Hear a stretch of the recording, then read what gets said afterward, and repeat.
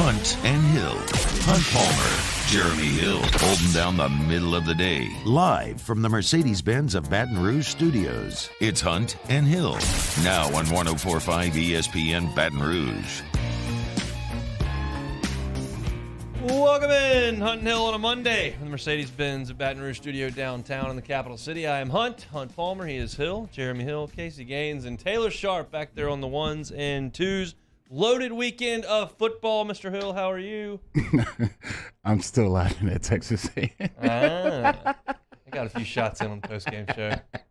I'm sorry, Every man. time I was trying to say the LSU score, I just said the A&M score on purpose, and then was like, yeah.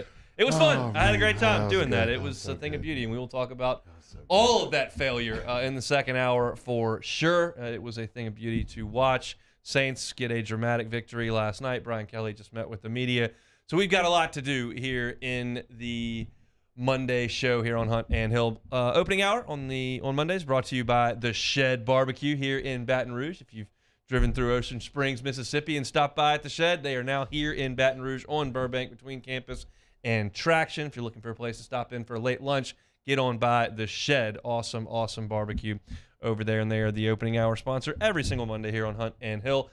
Let's talk about LSU and Southern, Jeremy. I have been in that stadium a lot. I have seen every kind of game you can see in there. I've seen close non-conference wins, close non-conference losses. I've seen top 5 showdowns in packed houses at night. I've seen great games during the day. I've seen LSU win huge. I've seen everything you can see in that stadium.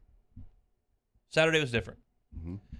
The vibes on campus were different. The attendance for a non-conference game was different. The fact that everyone was still there at halftime in a 50-point game literally was amazing. I don't need to see it again because it's not competitive at all, but it was really cool that we saw it on Saturday. Southern showed up. I have never sat in traffic before like that at this time of year for a non-conference game. They brought 20, 25,000 people, 30,000 people to campus. It was really, really energetic on campus during the day, even though it was hot and it was a non-conference game and LSU had just lost the season opener. The stadium, Southern, there was light blue everywhere in that stadium. And again, it was an absolute rout from literally the first play when they fumbled the kickoff. But I looked around at halftime, and that place was still full because everybody wanted to see the halftime show, and the Human Jukebox was awesome. Their marching was awesome. Music was awesome, and the collaboration was great. And, you know, I think if you're from Shreveport or Monroe or Slidell, or if you're not from Baton Rouge and haven't spent a lot of time in Baton Rouge, which most of our listenership is in Baton Rouge and understands, it's more difficult for you to understand because Southern is not on your radar if you live in Monroe. They're just not. But if you're here in Baton Rouge, they are, and they were loud and proud, and you know, it's a tough ask on the football field. But in terms of the day on campus, it was really cool for a non-conference game. Yeah, I thought Baton Rouge came and showed out. I thought it was a great day for the city. I never saw so many Southern proud fans than I did on Saturday, but I think that was so cool.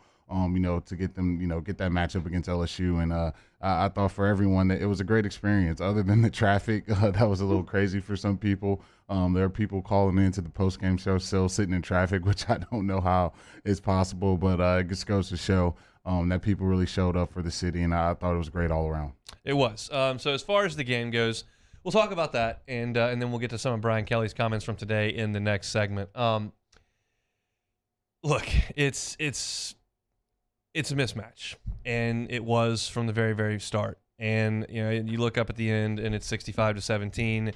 And we talked about this all week. Like, what can you actually glean from watching the game when you realize how big the mismatch is? And it's tough to find stuff. But Jaden Daniels, to me, obviously showed off his legs, led touchdown drives every drive he took the football, and I thought was really good for the opponent that you were playing in Southern.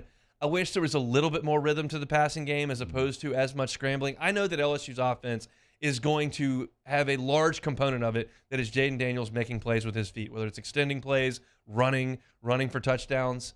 That's going to be a big piece of the offense, but I wanted against a team that you should be able to block easily up front and you should be able to get separation on the outside. I would like to see a little bit more rhythm to the passing game. That back leg hit the ground and the ball just come out. And too often, to me, it didn't. Now, Brian Kelly did praise Jaden Daniels today in the press conference, saying on the touchdown to Besh, that's one where we think a lot of times he might tuck it and just go run and see how far he can run. He kept his eyes up, delivered the ball on target, and got a touchdown as the play continued. And so I thought it was a little bit disjointed, but there was some to like about what the offense did. Yeah, I thought the offense just looked a lot more fluid. I thought, that first game just looked so discombobulated at so many points in that game, and just not, kind of getting that, fluidity you want to see. And I thought, in that game, obviously it's against Southern, but it looked a lot better. And I thought you got the run game going. So, Armani Goodwin popped some runs in there. I thought that'd be good for his confidence. And I think now you're getting Emery back, which I think will be great for the run game. But to me, same Jaden Daniels. I think,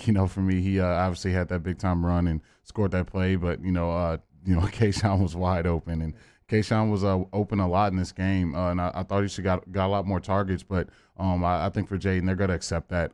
He's one of those guys who's not going to probably make those anticipatory throws unless a guy's really wide open. Even the one to Besh was wide open the whole play, and he finally got it to him. So I think you just got to have those growing pains with Jaden. But the biggest thing I thought, he's going to take care of the football. That's the biggest difference between him and Garrett Nussmeier. And I think that's the thing that coaches can live with. Even though he may not be putting the ball in harm's way, he darn sure isn't going to turn it over. And I think going forward, that's probably going to be the best brand of football. All right, well, let's talk about Nussmeier then. It's an extended look at him. 13 of 23, 183 yards. He turned it over a couple of times. What did you see from Garrett?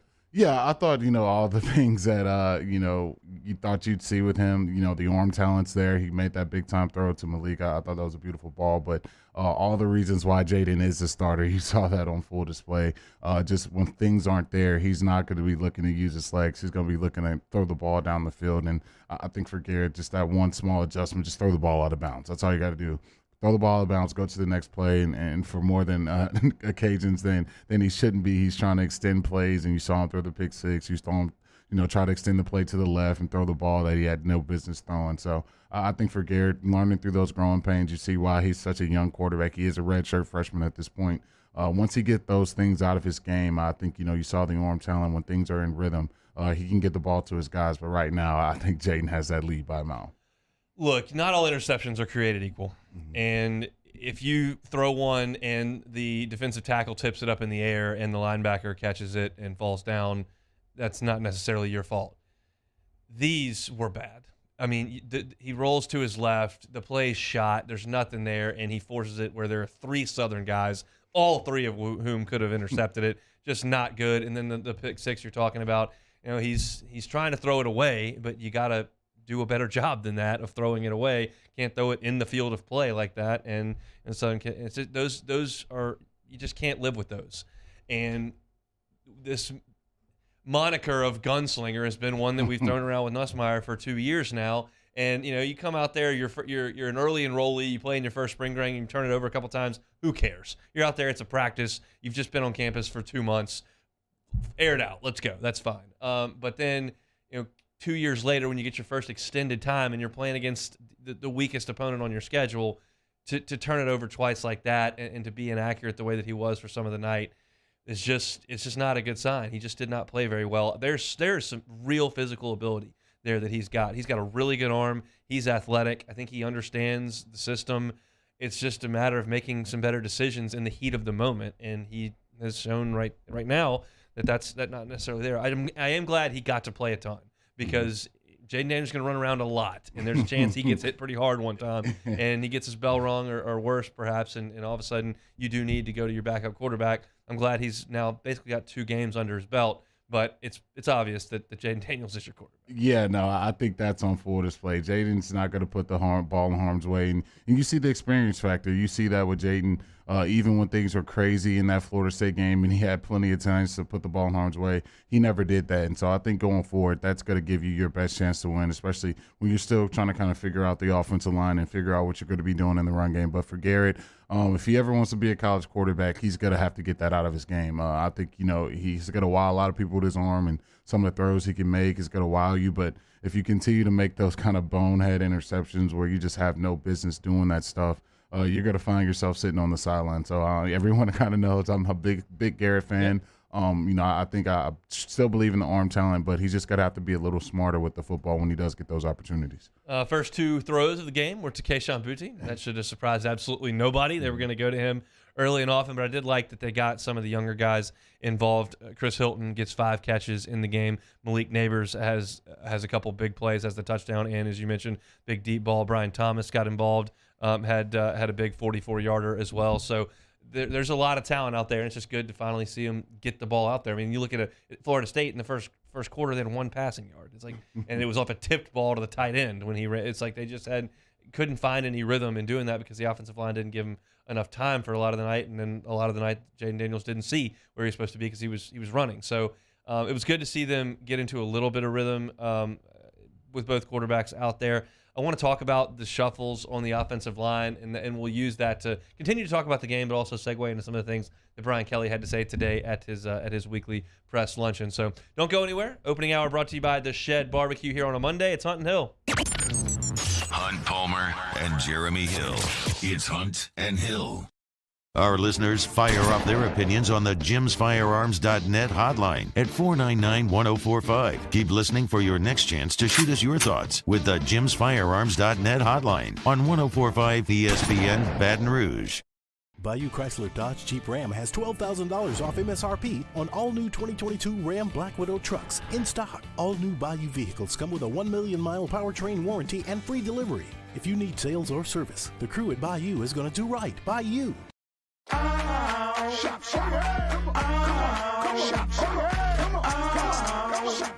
Order curbside pickup online or with Rouse's Market Shopping app and let Rouse's personal shopper shop for you. Curbside pickup is free and you pay the same price for groceries as in-store. Use code SAINTS20 and save $20 on orders of $100 or more. That's curbside convenience. Shopper style. Oh, yeah!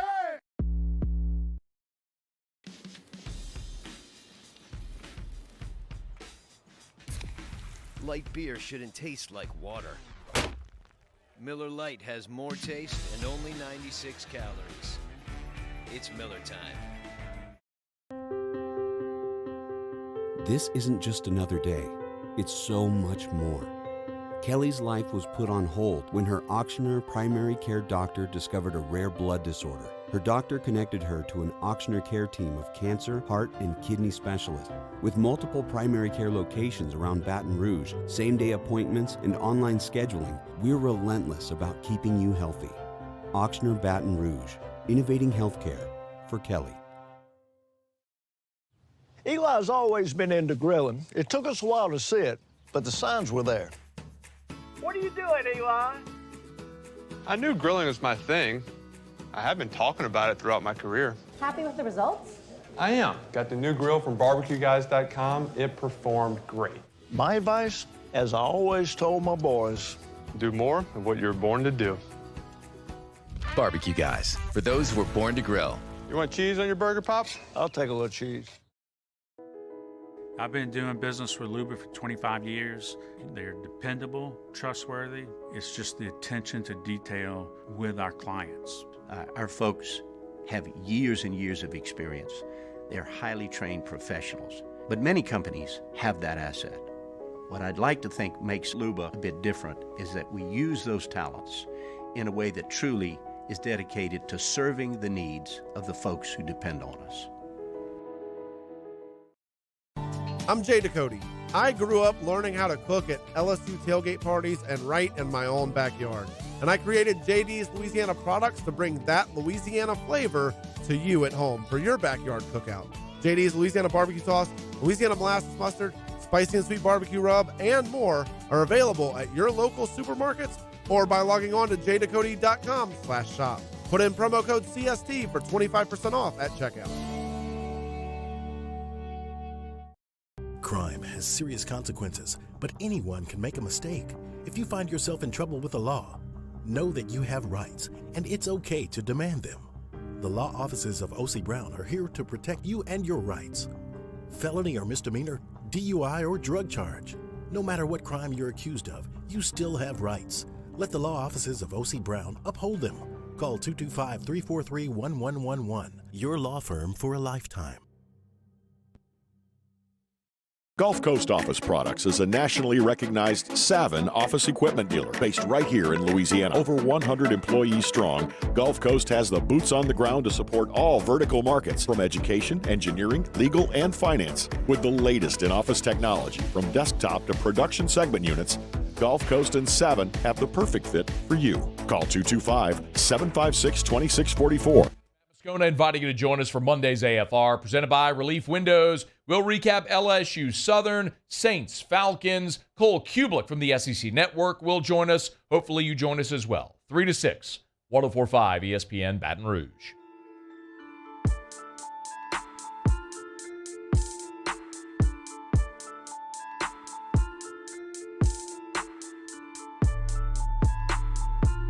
This is Hunt and Hill on 104.5 ESPN Baton Rouge. Opening hour of Monday show is brought to you by The Shed Barbecue. You should get fed from The Shed. We will give away lunch for an office coming up at the top of hour number 2. So stay tuned, see if you entered. Maybe you won. Tigers won 65-17 over the weekend. Saw a shakeup on the offensive front. You still saw Will Campbell out there at left tackle, but they moved Garrett Dellinger to guard off center. They inserted Charles Center into the guard spot, kicked Miles Frazier out to the tackle spot, moved Bradford inside. A lot of moving parts. What did you think about the lineup, the way it shook out? Yeah, I thought they played a lot better. I thought Will Campbell was a lot more consistent. I thought Dellinger, you take the snaps out in week 1, he played well. And so I think, having him out there, he's earned that right. And to me, on the right side, I thought the right side played a lot better. So maybe they stick with this unit a little more. I think if you don't have any snap issues, I do like Dellinger at guard. So they probably should roll forward with this one. And then if they can get something going in the run game, I think they'll be huge, especially with these linemen that they have in there. So with the offensive line, like when you're talking about what can we learn, what can't we learn, I don't think you can learn anything about the offensive line on the positive side against Southern. If they can't block Southern, well, then that's a whole – you can learn something from that. That means you got real problems. But as far as what they can do, I don't know that you learned much of anything. However, Brian Kelly did take a look at it on tape and said in his press conference today you can expect to see more of that, meaning the lineup that you saw starting the game on Saturday. He also went out of his way to mention Emory Jones, saying he played well, and I think you'll see more of him is what he said. Do you think Emory Jones at some point in this season is going to assert himself and become really in the mix as a potential starting player on this line? Yeah, I think so. I think, looking at the offensive line, especially, with, who they have there, I don't think there's any proven, like, All-American, All-SEC, like, man, that guy he's got to play all season no matter what. I thought with Emory getting some reps, I'm seeing the staff, especially in this game, starting to get a lot of the younger guys some reps, and I thought Emory, in the time he did play, didn't give me any red flags, and he didn't get dominated or anything like that. So kind of give him some more reps, could let him start get some more momentum and start learning how this college offense works. And I think by the end of it, he'll definitely probably have a starting spot. I thought they ran it okay. Again, it's hard to glean anything from it. Goodwin looked shifty and did a pretty good job, scored a couple touchdowns. Kane kind of plows straight ahead. He ran for 5 a carry, 51 on 10 carries. So, I don't think there's a lot you can take from LSU offensively running the football. You switch things around to the defensive side of the football. Again, I didn't see any significant busts. I was hoping we were going to see Southern really go tempo and try to push LSU a little bit, maybe to prepare you for Tennessee a little bit. That was I tried to sell you that on Friday. I don't know if it got home or not, but they didn't. And from a coaching perspective, it's the right thing to do to try to slow the game, to speed the game up and try to, I guess slow the game down is the term I'm looking for, is try to shrink the game and run as few snaps as you can, because the more snaps Southern runs against LSU, the worse it's very likely going to go. So they slowed it down. They didn't go as fast as I thought they might, which is their MO. So I guess the positive for me is LSU seems to be in the right place on defense more often than not. Yeah, they do. And I think for me, we talked about it last year. I remember even to start the year, I think the McNeese had a big play up the sideline, busted coverage, and it's just I haven't seen that much with this defense. The safeties just seem a lot more in tandem. They know where to be. They're playing downhill. I thought Brooks played a lot better than he played in the first game, and I think Major Burns is definitely probably the best safety on the team. And so the safeties are playing a lot better. I still want to see a little more from the corners, but it seems Converse is probably going to be that guy. I still want to see a little more from Garner and a little more from Richardson. But as far as a whole, as the secondary goes, I thought they play, bend but don't break style. And I think for this team, that's something that they can carry out throughout the season. No, Harold Perkins, I enjoyed watching where he lined up because they kind of moved him around a lot.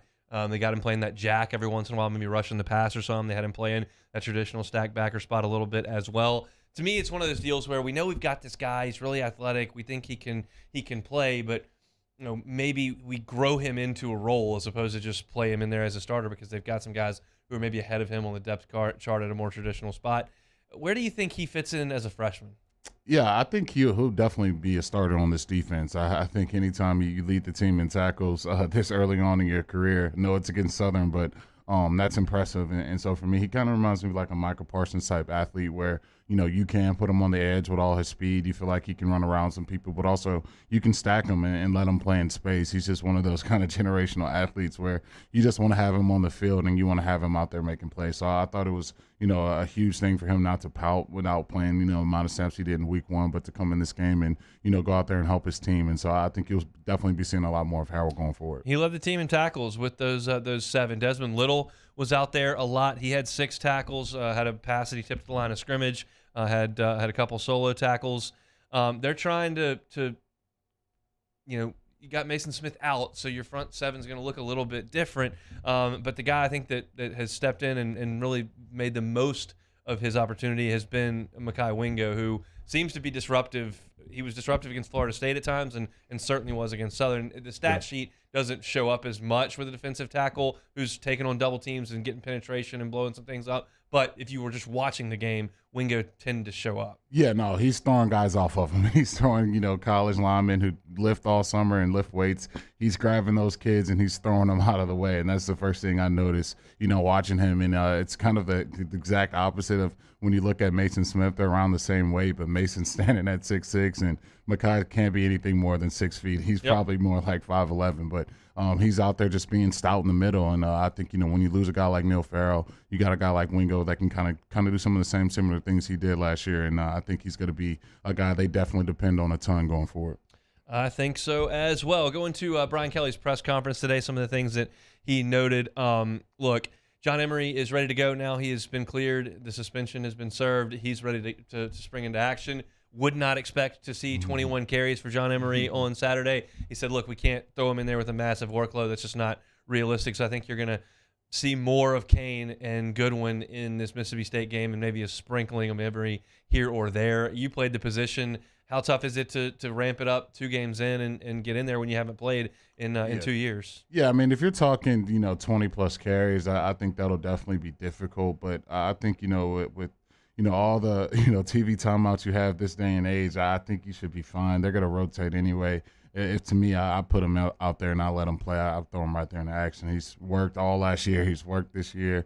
He's done everything he can to put himself in a position to play in these games. I think you got to go out there and let him play. And I think, watching him as a runner and as an athlete, I think he's definitely by far the best that you have. So you got to put the guy that gives you the best opportunity to get some rush yards, make some big-time plays and big-time runs. And I think you put him out there and let him go. He'll play a little bit on Saturday, as will Micah Baskerville, as he has the first 2 games because he was supposed to be withheld from play for the first 2 games. They appealed and won for whatever is going on over there where guys are continually being told that they're ineligible for this or that. It appears they won an appeal with Micah Baskerville. That might lend itself to why we were out there in camp and he was so obviously not in the starting rotation when we thought he would be the most veteran piece to the linebacking core that was going to play as much as anybody and be a really productive player. But if you think you've got a 2-game suspension coming up, it makes sense to get some other guys a lot of reps. So they found out right before the Florida State game that he was going to be eligible to play. Now he's out there. Of course, has the interception in the game on Saturday night. He's been really good whenever he's been out there. It's just a matter of being out there. And at times it looks like guys have beaten him out, or there are more talented guys on the roster. But whenever he's out there, he seems to make plays. Oh yeah, he definitely does. And I thought for me, seeing him make that big-time pick 6, I thought was huge for him, huge for his confidence, huge for the team. And I think for me, he should have earned that spot. And actually, to me, kind of watching these first 2 games, I thought Mike Jones would be a lot better than what I've seen when he was out there. I've seen him miss a bunch of tackles, some tackles he probably shouldn't be missing. So I think for me that opens up the door for a guy like Baskerville to get a lot more reps. And to me, Wes Weeks also too. He looked a lot better. So I probably think those two guys to me are kind of the two best two sack backers I've seen. Seven Banks has not played. He's been in street clothes for the first 2 games. Brian Kelly addressed his situation today, said he is very close. They're looking at Tuesday, Wednesday, and Thursday, how much he can do, and maybe he can go out there and play in the game on Saturday. That's to be determined, but he's trending in that direction against this Mississippi State team. The more DBs you can dress out, the more DBs you dress out. Yeah, no, you need all the DBs you can get this week. They're going to be spreading you out. They're going to be hitting you with all type of little quick passes, drag passes. You're going to have to be able to tackle in space. That's something that I'm definitely going to be tuned into. Last year, I thought when you played them, you did a great job tackling with those guys, getting them on the ground. You forced that fumble early in the game, which was huge. So you're going to have DBs that can tackle in space. So as many bodies as you can have, I think that's going to be huge in this game.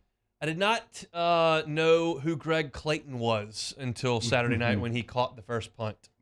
I cover the team. I work for the school. I do 10 hours of radio here and 3 on the weekends. Never heard of him. Never once heard of Greg Clayton Jr. Had to go to my phone and immediately Google Gregory Clayton LSU and find out who he was. UTSA transfer from Letcher. I had no idea, but he's back there returning punts now. Again, I was very vocal last week and continue to be. I wanted Malik Neighbors to have another shot and go back there, especially in a game. Didn't matter if you muffed another one, but they go with the walk-on. Your thoughts on that moving forward? Yeah, I've known Greg for actually a very long time. It's actually Jarvis's little cousin, so he was always always hanging out around Jarvis. Always, get in the football. I was catching on the jugs, and then when I saw him on the team, I was like, "Wait, what are you doing here?" And he was like, "Yeah, I'm on the team now." I was like, "Okay, I guess you're on the team now." And so to see him back there catching punts is just crazy to me to see. But he's sure-handed, and I think that's kind of what you kind of want to have going forward. Rather than the big playability, I'm not sure we're going to see him take any 75-yard punt returns to the house. But I like that. Yeah, I like the guy that can get 75. Although, yeah, I do too. You drop punts, it's a bad deal. I get it. Yeah, so I think that's kind of the happy medium. The coaching staff is that it's like, man, I know Malik's going to make guys miss, but do we trust him to go catch it time and time again? I think that's what they trust with Greg right now. Anything else on the game on Saturday? I guess Walker Howard got his chance to go out there and hand off a couple times. He can play in 4 games and keep that red shirt. I was surprised to see him go out there. Wish he would have thrown it once or twice, but he just handed off a little bit, get your feet wet. Yeah, I thought that was I wouldn't have wasted it in that one. I think especially with as much as Jaden runs it, I think Walker's a play away from being your backup quarterback, so I probably would have saved it and maybe see how the season goes, because especially if you're not going to let him throw the ball. I didn't know what the big deal was just seeing him hand the ball off, but we'll see how it goes. I don't think they're gonna stretch it too much unless they have to, unless something happens with Daniels. But I think all in all, I think it was a great thing for the team. I think confidence-wise, morale-wise, I think it's night and day. From how you felt going after week 1 to now. I think going into this Mississippi State game, they kind of feel like they know what they want to do offensively and defensively. They kind of have a little bit more of an identity, and I think that's kind of what you got with that Southern game. Yep, I think so as well. So that's kind of all the big talking points from Brian Kelly today as far as his press lunch goes. We will go through the SEC schedule. Probably going to spend about 10 minutes on A&M coming up at the top of hour number 2. Still got to go through the NFL slate as well. It was a wild one yesterday in the National Football League. But when we come back, Saints get on the board with a win over there in the ATL. We'll talk about that next. It's the opening hour of a Monday show presented by The Shed on Hunt and Hill. Hold down the middle of the day.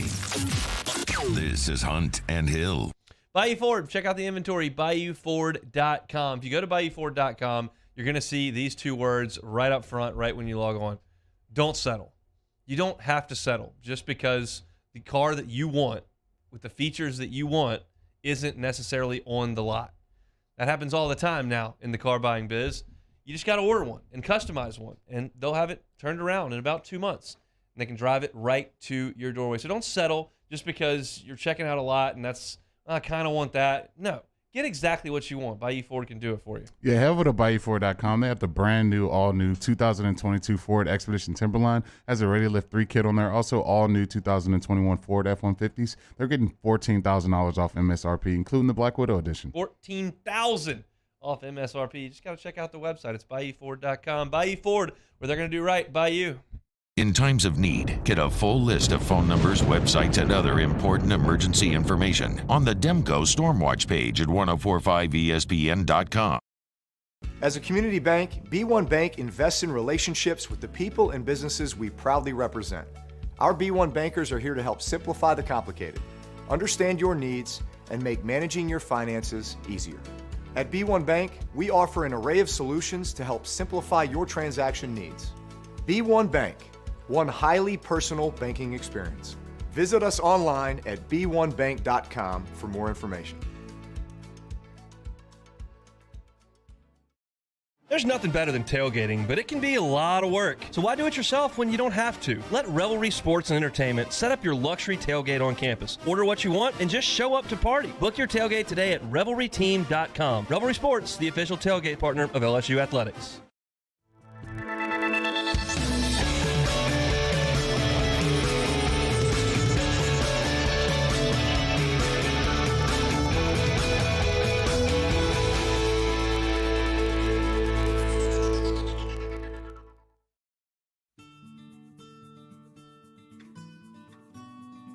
This is a house call. This is a follow-up appointment. This is a diabetes checkup. This isn't just more convenient care, it's more advanced care. This is innovating healthcare at Louisiana's #1 hospital, Ochsner. I've been doing business with Luba for 25 years. They're dependable, trustworthy. It's just the attention to detail with our clients. Our folks have years and years of experience. They're highly trained professionals. But many companies have that asset. What I'd like to think makes Luba a bit different is that we use those talents in a way that truly is dedicated to serving the needs of the folks who depend on us. Oh, hey, what's up? It's Big D and Bubba, 100.7 The Tiger Morning Show. We'd love for you to join us every weekday, 4 a.m. till 9 a.m. Yeah, everything you want in a show. Country music. We got laughs. We got celebrity in-studio guests. We just need you. Join us every weekday morning, 4 a.m. to 9 a.m., right where it all started. That's right. Louisiana's country station, 100.7 The Tiger. ServiceMaster Elite create clean, disinfected work environments. As a local business, we take pride in serving the New Orleans and Baton Rouge areas. Our cleaning protocols follow CDC and OSHA standards for healthcare settings, offices, senior living, restaurants, and industrial plants. Contact ServiceMaster Elite to get your operation ready for reopening with germ disinfection cleaning. Jimmy out at Charles Handegriff. Monday, 6 to 8 p.m., we're at Spoken Hub Restaurant on Government Street in Mid-City. We recap the weekend pro and college football. Game time presented by Bet Rivers on 104.5 ESPN Baton Rouge.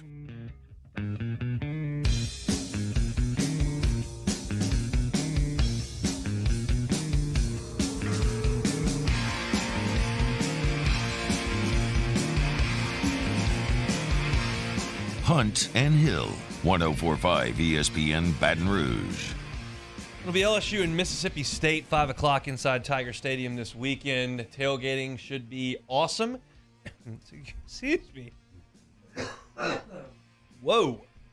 That was one of those deals where you're live on the air and you just have to cough really bad. That was awful. But back to my original point.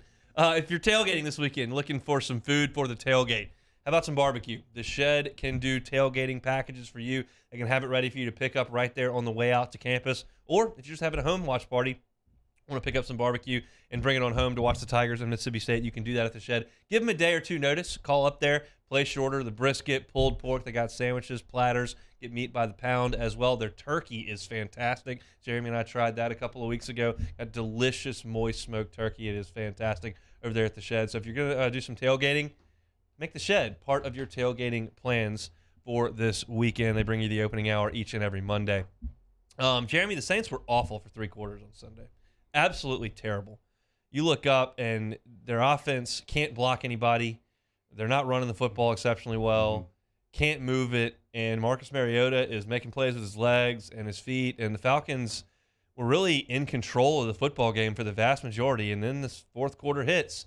Boom, boom, boom. Jameis kind of finds some rhythm. They found Michael Thomas, which for some reason took them 3 quarters to do. I know as a fantasy football owner of Michael Thomas that he had 0 going into the half, but they found him. He got hot. Jameis started making some plays, and the Saints defense did what it had to do to get some late stops and a huge turnover and flip that game. And then Will Lutz, welcome back. How many times will we talk about that in August? Yeah. How big a deal that is for him to come back and be healthy.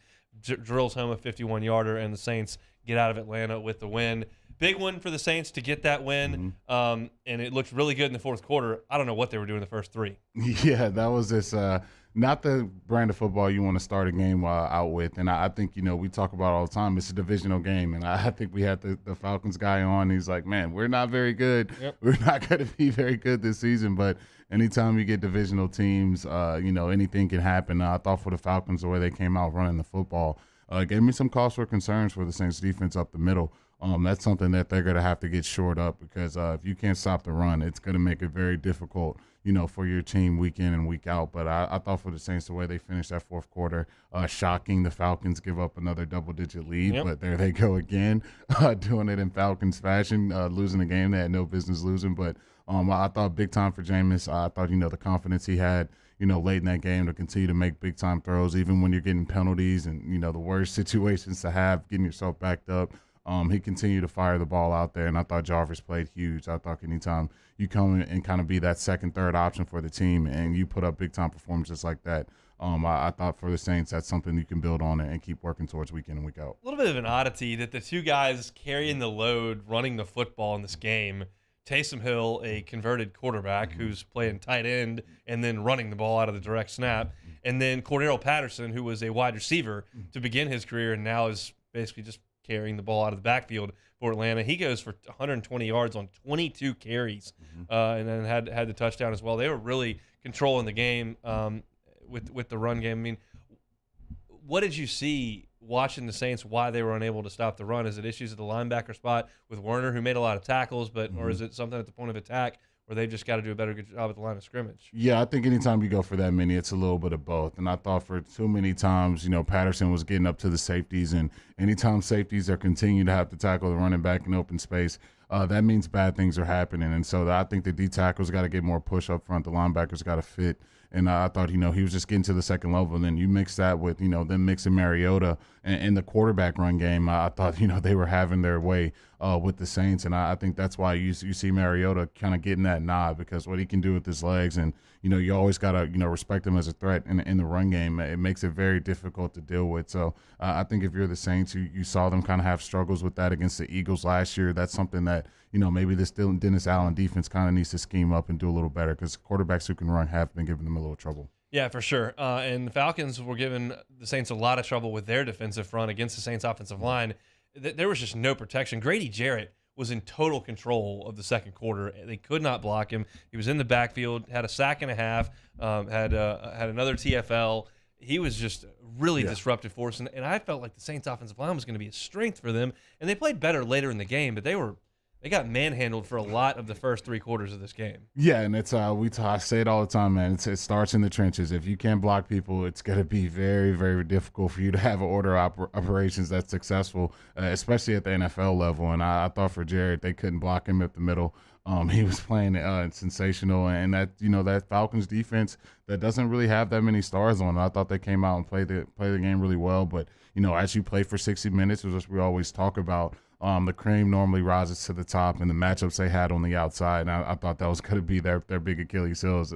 They didn't really have the guys in the secondary, and you kind of saw that on full display with Jarvis and Thomas, even Olave making some big-time catches. Yeah, that they finally got those guys cooking, and in the end, those 3, Landry, Thomas, and Olave, combined for 15 catches. They go about 200 yards and really were awesome late in the game. Thomas was sensational in his kind of return after really being off for 2 years. And then Juice with the huge play to get down into field goal range, 40-yarder down the left sideline that Jameis just throws a seed, and Jarvis makes the play on the sideline.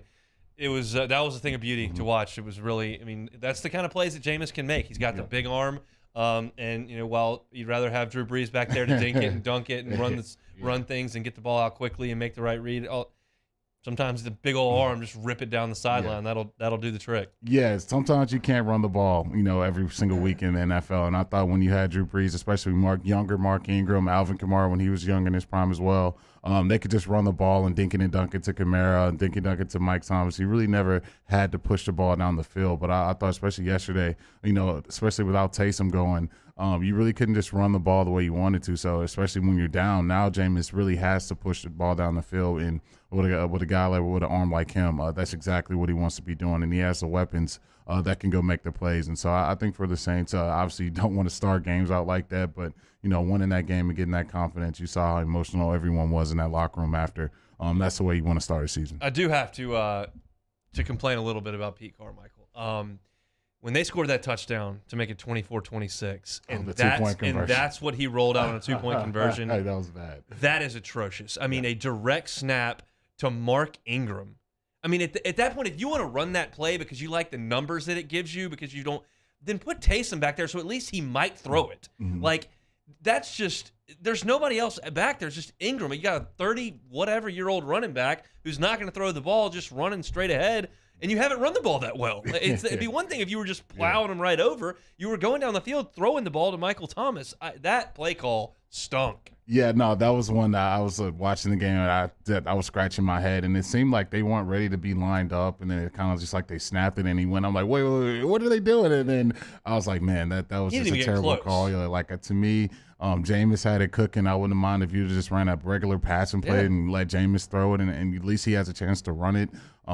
Even like you said, Taysom, or to me, Kamara, like, why wouldn't, if you're going to snap it and let someone run it in, why wouldn't you let Kamara do that? So I don't know. I just didn't like the call, and I didn't like who they gave it to. It was just a bad play. That almost lost you the game, but they pulled it out at the end. But yeah, I definitely agree. That was definitely not the best call on a 2-point conversion. It actually did have some Sean P. like flashbacks where every once in a while, I mean, you understand, Sean Payton's going to the Hall of Fame. He's going to be the Cowboys coach in about 10 minutes, but he's a Hall of Fame coach, the Super Bowl champion coach. He's one of the best offensive minds that's going right now, and he was a brilliant coach for the Saints forever. But every once in a while, you'd look up and he just did something. You go, we didn't have to try to be the smartest guy in the room here. We didn't have to go for that 4th down. We didn't have to run that reverse. Yeah, and that felt like a little bit of a Sean Payton like head scratcher, even though it's just his right hand man Carmichael calling the plays. It did bring back a little bit of the Sean Payton feel. Yeah, sometimes you get a little wacky out there, and you just sort of think this is so stupid it just may work type vibes. But a lot of times you want to avoid that because you didn't really blow them off the ball in the run game, and I just giving it to Mark Ingram, like Kamara or Hill, I would have still not loved it, but I could understand it. But yeah, that one, you almost lost the game with that one. What do you think of Mariota? Yeah, I thought he played well. Yeah, I thought so too. I thought he made some big time throws down the field, which is something that kind of ailed his career when he was asked to be kind of the leader of a franchise. I thought he made some big time throws, and I thought with his legs, that's something that's you always got to account for. Obviously, the fumble hurt. I think if he doesn't fumble that ball when they kind of got that momentum back and they punch a touchdown in there, I think it definitely changes the complexity of the game. But other than that, I thought he played extremely well and gave the Falcons a chance to win. If you were looking at the stat sheet, if you would have told me at the end that Kyle Pitts was going to finish the day with 2 catches for 19 yards, I go, Saints going to have this one in a hammerlock. Mm-hmm. And they did not. That was his final stat line, obviously, but it took a 51-yarder near the gun to get it done because the Falcons did run the ball so well. And look, you take any win you can get in the NFL. Season opener against a division rival on the road, and I don't get them all right, but I did say I thought that the Falcons would cover that 5-point number, but I thought the Saints would win, and they did come away with a one point win. So that's a huge deal for the Saints. You take any win you can get, even against a team you think is not as good as you, but you're on the road and you find a way to get it done. Certainly a round of applause for the Houdats, who will come home and they will take on Tom Brady in Tampa next Sunday inside the Superdome. So to look at the Saints and the Falcons. Hour number 2 is coming up a little bit later. We will recap all the happenings in the SEC, all the happenings in the NFL. Huge day for former Tigers as well. We do have to finish up hour number 1. In the final segment of hour number 1, we will give away a little bit of lunch from the Shed, who brings you the opening hour each and every Monday. And we will also have a little Survivor discussion here. I think we need to hash this out on the air. We'll do that next on Hunt and Hill. 104.5 ESPN Baton Rouge with Hunt and Hill. Reliable Roofing and Construction, reliableroofing.br.com. reliableroofing.com. Go to the website. Check out all the pictures of the great work they do over there at Reliable Roofing and Construction. They're proud of it, and they should be. If you're in the market for a roof inspection, a roof repair, a roof replacement, Reliable Roofing and Construction should be your stop. Yeah, guys, so happy to tell you guys about Reliable Roofing, a family-run, owned, and operated residential roofing company. They've been in business since 2008 with over 30 years of roofing experience. They've got so many shingle options for you. They've got the highest quality of shingles, and every single job they perform comes with a 5-year labor warranty. 5 years. They trust their work that much. Lionel Hayes visits every single site that his crews work on. He is born and raised in Baton Rouge, started his business in Baton Rouge, and he wants to serve the Baton Rouge community. So again, if you're looking for a roof replacement, a roof repair, a roof inspection, Reliable Roofing and Construction, check out the website. It's reliableroofingbr.com. This week on DropBiscuit.com or wherever you listen to podcasts is our new series, Pops, the Louis Armstrong story. Pops is brought to you by New Orleans & Company. Check out NewOrleans.com and come visit New Orleans.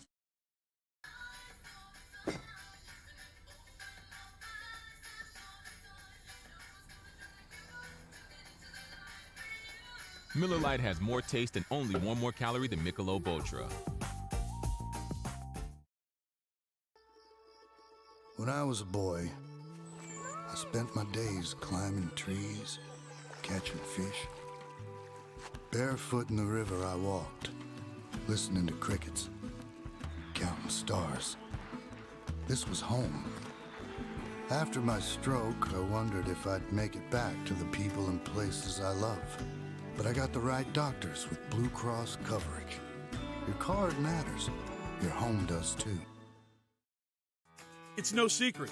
The best oysters in Baton Rouge are at Jolie Pearl Oyster Bar.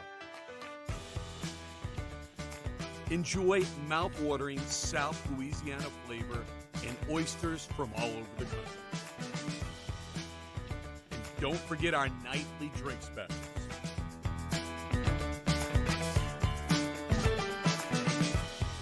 Jolie Pearl Oyster Bar, located in downtown Baton Rouge.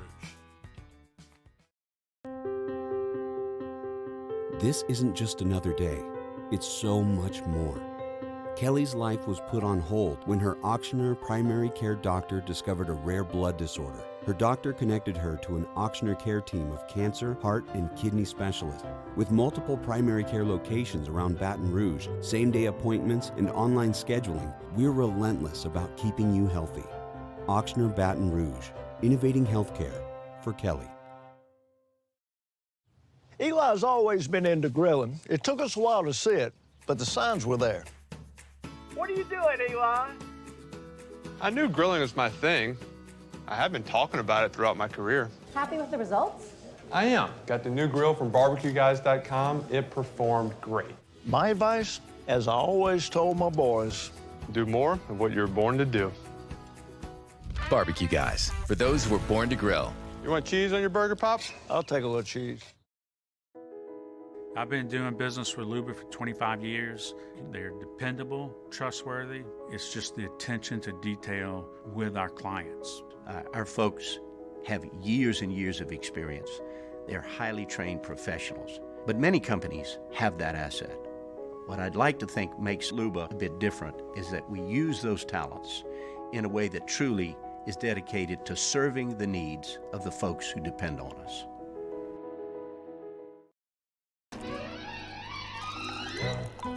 Le posso offrire un caffè? Le posso offrire un caffè? Andiamo insieme da me, non c'è. The prep football season, and we get you started Friday night at 6 with Louisiana Prep Preview presented by the Baton Rouge Orthopedic Clinic. Catholic High and U High kick off at 7, and that's immediately followed by the Lake Urgent Care Lake After Hours Louisiana Prep Scoreboard Show on YouTube, Your View, and 104.5 ESPN Baton Rouge.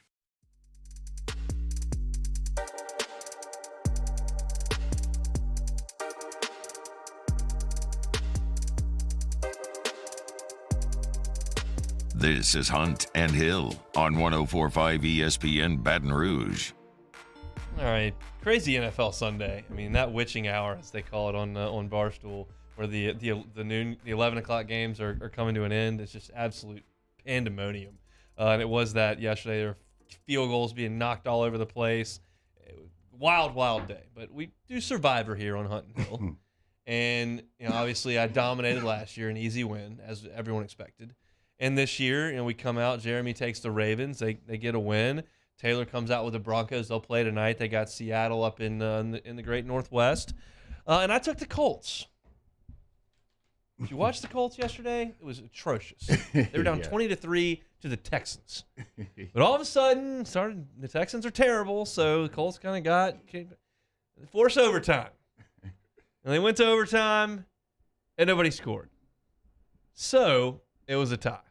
Now, I just assumed that a tie meant you're out because you got to win. Well, I'm actually in a Survivor League that I've paid $20 with all these friends in for, so it's for actual money instead of just bragging rights on here. And I'm checking ESPN.com, and I'm in to week 2. So the question is, am I still alive in Survivor if it's a tie? I think Taylor and I kind of talked about this. I think our first thought, we thought you were out of there, but I don't know. I kind of think it'll be more fun to keep you live. Yeah, I don't know if it'll be as fun if you're going week 1. I have no quarrels. I got an with it. idea. What's the idea? Okay, so since you tied, you're at mercy of someone else, okay?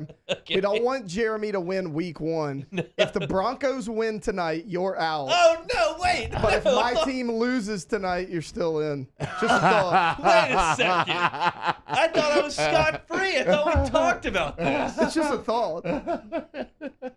I mean, clearly the Citizens Bank poll question of the day. Yeah, we got to ask it. We got to say the people. Is if you tie in Survivor, do you get to advance? We'll leave it to the people. The people are mean. The people are jerks. Say, get you out. They're on the internet. They're going to kick me out in 2 seconds. Don't put my name on the post, Casey.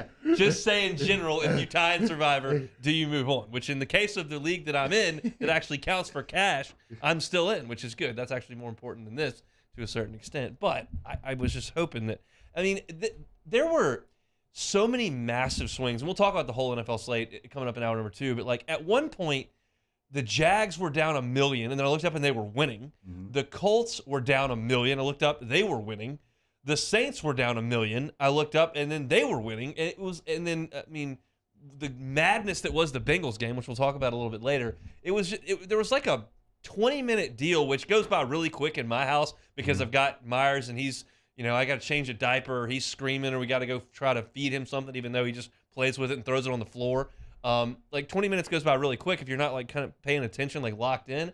And all these games just swung massively in the span of 25, 30 minutes. Yeah, no, it's definitely going to be that way for week 1 because you haven't really seen what anyone's done. A lot of new coaches, a lot of new coaching staffs, and everyone kind of get to put all those new wrinkles out there. So a lot of times in these games, you kind of get those wrinkles out the way, and then you get to the real football, and that's when kind of the better teams, the better players, they're going to start winning more and more, and that's why you kind of see sometimes those big shifts, and then you mix turnovers, big plays in there, and then whatever the weather was in Chicago that was disgusting. Yeah, things start getting wacky after that. So, I think, that's why I love NFL football. You never really know each week. One of these teams you think have no shot, like the Lions. I thought they were about to get blown off the field, and then next thing you know, they're in a one possession game, about to beat the Eagles. So that's why you gotta love NFL football. Look, everybody knows my thoughts on sports by this point. You've listened to the show enough. I'm obsessed with college baseball. I love college basketball. I love college football, and the NFL is something that is entertaining, but it's not something that I'm incredibly passionate about week in and week out. But yesterday, I did find myself watching a ton of football going, this is great. This is really, really good. There were so many competitive games. We had both channels going. I don't have Red Zone, so I had access to 5 games yesterday. It was great stuff yesterday. I was really disappointed in the Bengals, but we'll talk about that a little bit later. Just a gut wrencher. Plus, a bunch of LSU guys really showed out, including Mr. Cade York, who we will talk about in hour number 2. That'll do it for our first hour here on Hunt and Hill. That opening hour of the Friday shows, always brought to you by The Shed Barbecue. Looking to get a late lunch? Jump on by The Shed. Looking for a place to get a beverage in the afternoon? A great place is The Shed. If you're looking for a place to watch games, great place, The Shed. They've got a ton of indoor seating areas with TVs everywhere. They've got a ton of outdoor seating areas as well. They can do tailgate packs if you're going out to Tiger Stadium this weekend, want to tailgate, give The Shed a day's notice. You can pick up some delicious brisket, turkey, pulled pork. You can make sandwiches, everything. Got great sides as well. The potato salad's awesome. Mac and cheese is great. Make that part of your tailgating plans this coming weekend at The Shed Barbecue. And every single week, we're getting you fed from The Shed. We'll have a winner every single week. And this week, it is Howard Pentis. Howard, you are the winner to get some Shed barbecue for your office. We will contact you. If you want to win an opportunity to get fed from the Shed for your office, go to 1045ESPN.com. You see click the link right there. You can enter your email address, and you will be entered to win lunch for your office from the Shed barbecue. Look, if you're looking for a place to jump in and get lunch, it takes a long time to cook barbecue, but they can get it out real quick to you, turn that lunch around real fast. It's on Burbank between campus and Traction, so stop on by the Shed. Same great barbecue that you've had in Ocean Springs for years, but it is now right here in Baton Rouge at the Shed. Hour number 1, open things up talking LSU and Southern, reacted to Brian Kelly's press luncheon, which we heard a little bit earlier today on our airwaves, and then we got into some Saints talk at 1:30. Loaded hour number 2 coming at you. Look, we are going to have to take some significant time to talk about the Texas A&M Aggies. A significant amount of time. I was up till 2 o'clock in the morning listening to Texags Reaction Podcast. That's how sick I am. We got a lot of things to talk about. I was almost crying. I was laughing so hard outside of Tiger Stadium. They lost to Appalachian State. We'll go through the entire SEC slate that was on Saturday at 2 o'clock and the entire NFL slate a little bit after that. So stick with us. Hope your Monday is going very, very well. It'll continue to go well if you stick with us right after Sports Center. You are listening to a Monday edition of Hunt and Hill on the Capital City's leader in sports talk, 1045 ESPN, Baton Rouge. Bayou Chrysler Dodge Jeep Ram has $12,000 off MSRP on all new 2022 Ram Black Widow trucks in stock. All new Bayou vehicles come with a 1 million mile powertrain warranty and free delivery. If you need sales or service, the crew at Bayou is going to do right by you. I'm Jay Ducote. I grew up learning how to cook at LSU tailgate parties and right in my own backyard. And I created JD's Louisiana products to bring that Louisiana flavor to you at home for your backyard cookout.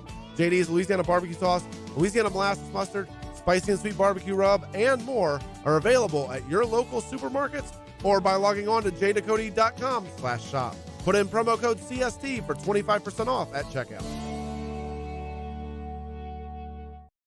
Crime has serious consequences, but anyone can make a mistake. If you find yourself in trouble with the law, know that you have rights, and it's okay to demand them. The law offices of O.C. Brown are here to protect you and your rights. Felony or misdemeanor, DUI or drug charge. No matter what crime you're accused of, you still have rights. Let the law offices of O.C. Brown uphold them. Call 225-343-1111. Your law firm for a lifetime. Gulf Coast Office Products is a nationally recognized Savin office equipment dealer based right here in Louisiana. Over 100 employees strong, Gulf Coast has the boots on the ground to support all vertical markets, from education, engineering, legal, and finance. With the latest in office technology, from desktop to production segment units, Gulf Coast and Savin have the perfect fit for you. Call 225-756-2644. That's 756-2644 for Gulf Coast Office Products.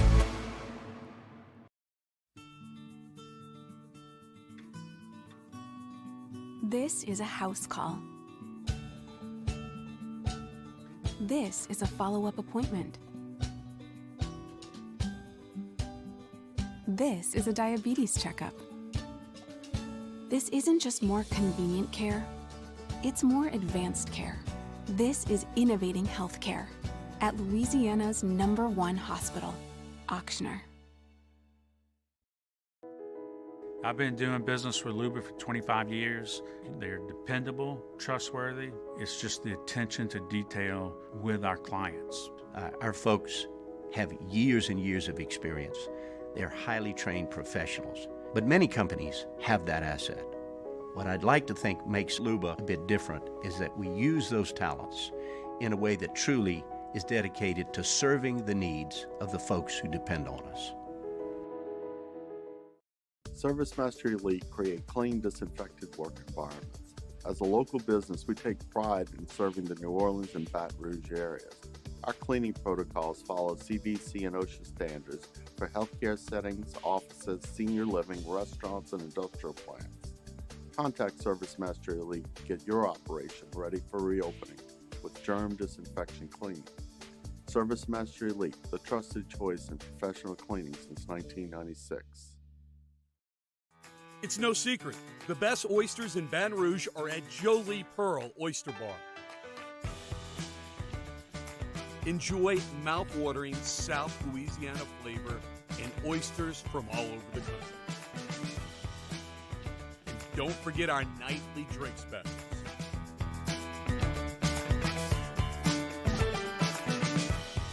Jolie Pearl Oyster Bar, located in downtown Baton Rouge. Gulf Coast Bank and Trust is giving our customers the power to bank anywhere, anytime during this challenging event. And we're right there with you. Our mobile banking app is a smart way to manage your money and time. Gulf Coast Bank and Trust, the bank that cares about you.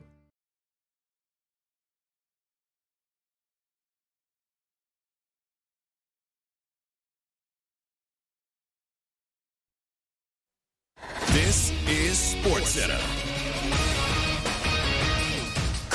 I'm Christine Lisi. The Cowboys left with a huge void after just one game. Quarterback Dak Prescott set for surgery today on his injured right thumb, expected to miss 6 to 8 weeks. Cooper Rush starts during Dak's absence, and Dallas will pay for its failure to bring in a backup QB this offseason, believes our Keyshawn Johnson. Quarterbacks rarely play the entire season. That's why I always say, Max, backup quarterbacks at a premium. If you can get you one, you go and pay for that guy. That's what you do. Now you're looking at the Dallas Cowboys 6 to 8 weeks possibly with Dak Prescott. This is where we are with the Dallas Cowboys. Another dud season for them. Keyshawn of Keyshawn, J. Will, and Max. ESPN's Adam Schefter's reporting Steelers Defensive Player of the Year T.J. Watt will get second and third medical options about his torn pectoral muscle tomorrow. If he needs surgery, his season's likely over. If he doesn't, he possibly could return in 6 weeks. The Dodgers actually did not clinch a playoff spot as they thought yesterday. MLB announced there was an internal error in determining the Dodgers' postseason clinching scenarios, so their magic number is still 1. They can clinch a spot with a win tonight. The new Venture X card from Capital One. Earn 10x miles on hotels and rental cars and 5x miles on flights when you book through Capital One Travel, plus 2x miles on all other purchases. Capital One. What's in your wallet? Terms apply. See CapitalOne.com for details. 1, 2, 3. Hunt and Hill. Tom Palmer, Jeremy Hill, holding down the middle of the day. Live from the Mercedes-Benz of Baton Rouge studio, it's Hunt and Hill. Now on 104.5 ESPN Baton Rouge. Hour 2 on a Monday. Hunt and Hill. Full football weekend to recap here. Look, there are a lot of SEC games, a lot of drama, some wins, some losses. Some teams look good, some teams look good. Where do you want to start in the SEC? I want to save the best for later. I don't want to. Oh, no, we're not saving it at all. We're going right into it. You want to just get into them? Okay. We have to go immediately. Let's go right into it then. This was, on Thursday, we do best win on the board, worst loss on the board.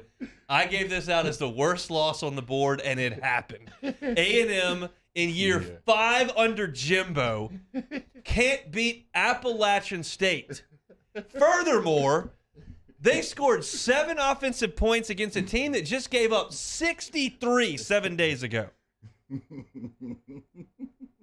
I listened to Texags till 2 o'clock in the morning on Sunday morning because I could not turn it off. It was so good. Man. They were debating whether or not this is the worst loss in the history of A&M football. They were bringing up Arkansas State losses, 77-0 to Oklahoma. 59-0 against Alabama. This one against Appy State, the yell leaders, which Taylor has so wonderfully blessed us with. Not a lot to yell about for the Ags. Oh, man. This couldn't happen at a better time. And it's a thing of beauty. Oh, it was just so amazing to watch it. And as the game just kept getting later and later, I'm like, wait, they're going to lose this game. I'm like, wait, they actually are going to lose this game. And it's exactly what happened. And watching Haynes King throw the football, oh, man, it's not very appeasing to the eye at all. On the quarterback front, Jimbo Fisher went with Haynes King. Max Johnson has been on the bench for 2 games, while A&M can't move the football, once against Sam Houston and now against Appalachian State. I have no other option but to determine that Jimbo never attended a fall camp practice. He never watched any tape.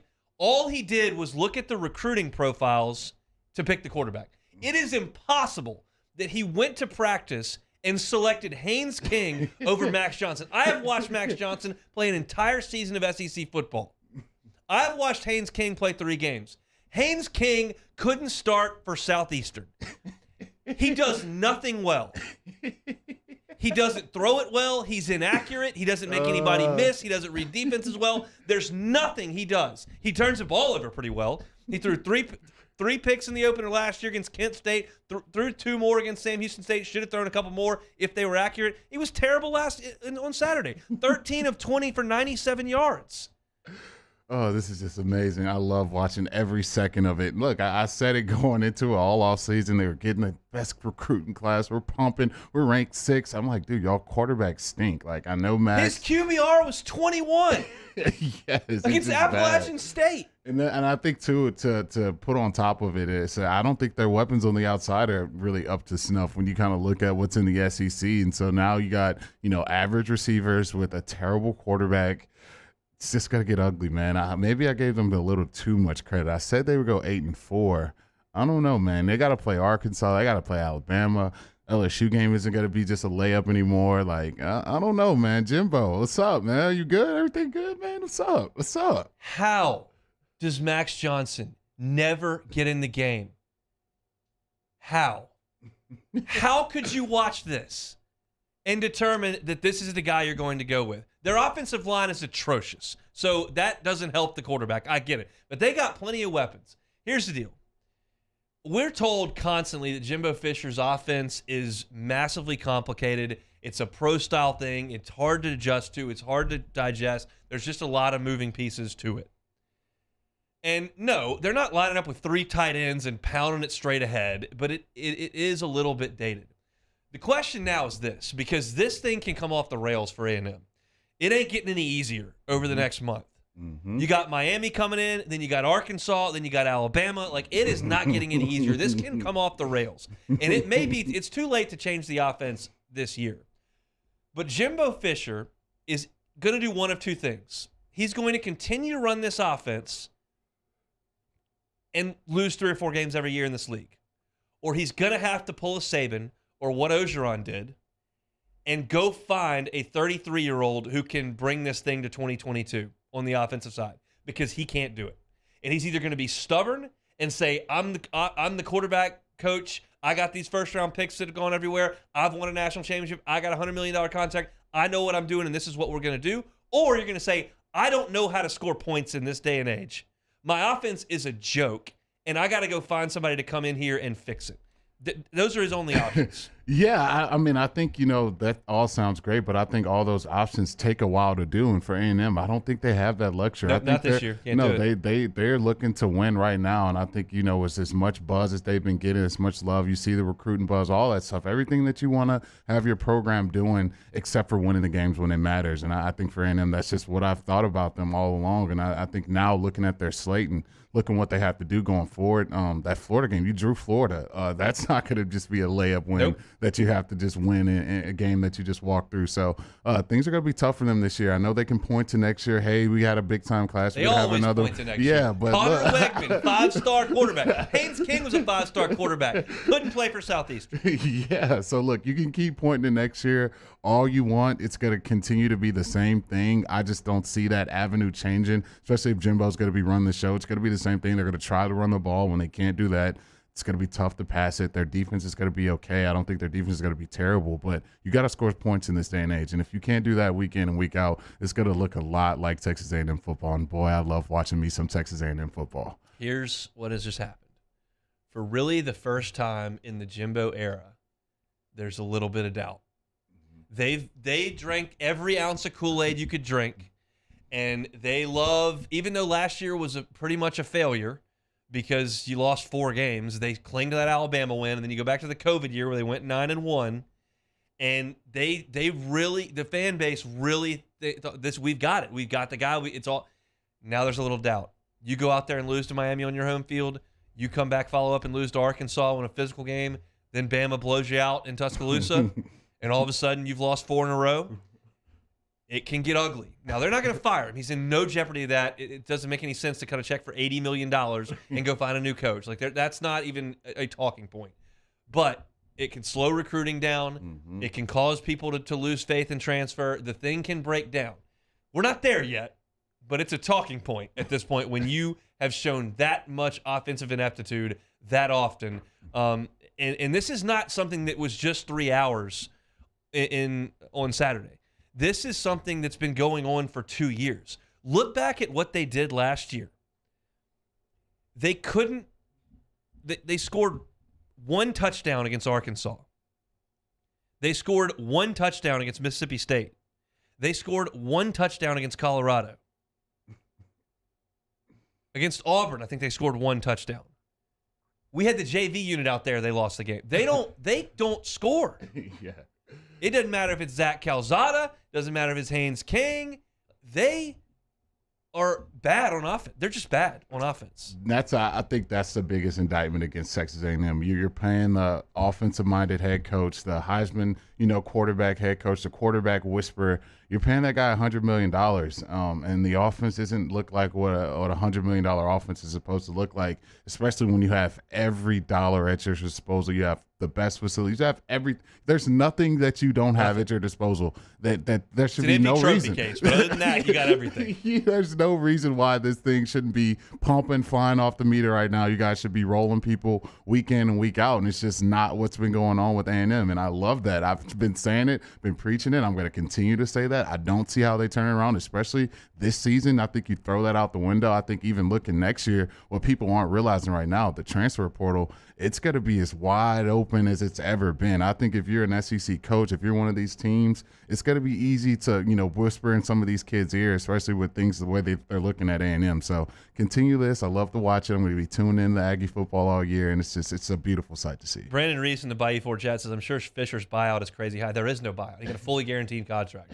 Thanks to Scott Woodward down the road. But there is no buyout. You owe me everything that's left on it if you don't want me to coach anymore. So, look, it's that's not a discussion. He's going to be the coach this year. He's going to be the coach next year. He's in no jeopardy of that whatsoever.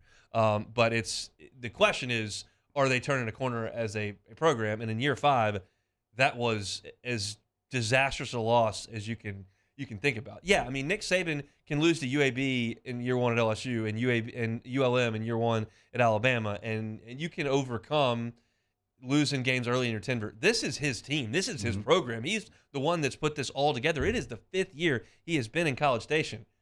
Getting straight up pushed around and beaten by an Appalachian State team that could not put any resistance to North Carolina last week is just pathetic, quite frankly. And it doesn't get any easier. Now, we'll get to it on Friday. I'll probably pick them to beat Miami just as a bounce back. But it's there. I'm telling you, because I listen to Tech Zags, I'm reading a little bit of the message board, and those are not decision makers, but there's a little bit of doubt in College Station now. And that's where it starts. And then if it breaks down, we just watched it here. We watched it here.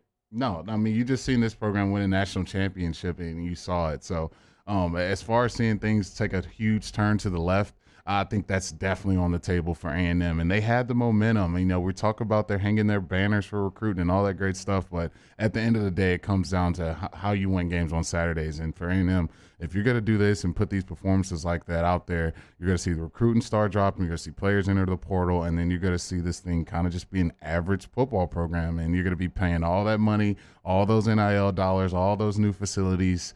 Congratulations. All right, so we were trying to do the SEC slate in that segment. We did one game, but it was fun. Enjoyed it. Gig 'em. We'll do the rest of the league next. It's Hunt and Hill. Hunt Palmer and Jeremy Hill.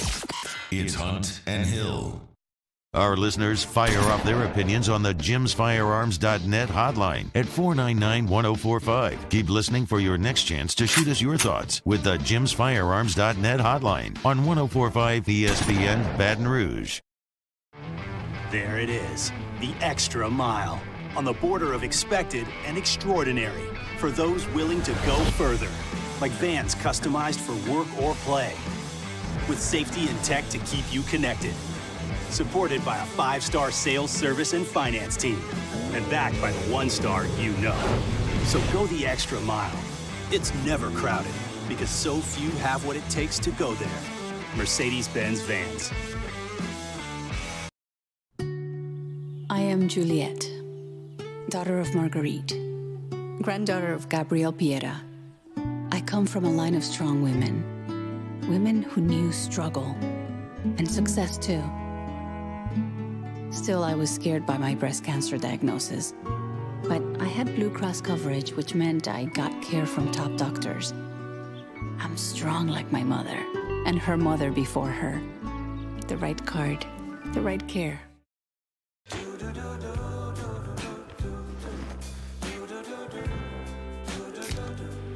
I've got that blue sky. I've got that sunshine. Oh, hey, what's up? It's Big D and Bubba, 100.7 The Tiger Morning Show. We'd love for you to join us every weekday, 4 a.m. till 9 a.m. Yeah, everything you want in a show. Country music. We got laughs. We got celebrity in-studio guests. We just need you. Join us every weekday morning, 4 a.m. to 9 a.m., right where it all started. That's right. Louisiana's country station, 100.7 The Tiger.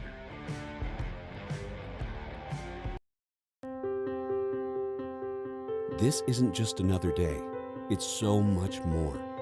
Kelly's life was put on hold when her auctioneer primary care doctor discovered a rare blood disorder. Her doctor connected her to an auctioneer care team of cancer, heart, and kidney specialists. With multiple primary care locations around Baton Rouge, same-day appointments, and online scheduling, we're relentless about keeping you healthy. Auctioneer Baton Rouge, innovating healthcare for Kelly. Eli's always been into grilling. It took us a while to see it, but the signs were there. What are you doing, Eli? I knew grilling was my thing. I have been talking about it throughout my career. Happy with the results? I am. Got the new grill from barbecueguys.com. It performed great. My advice, as I always told my boys, do more of what you're born to do. Barbecue Guys, for those who were born to grill. You want cheese on your burger, Pops? I'll take a little cheese. I've been doing business with Luba for 25 years.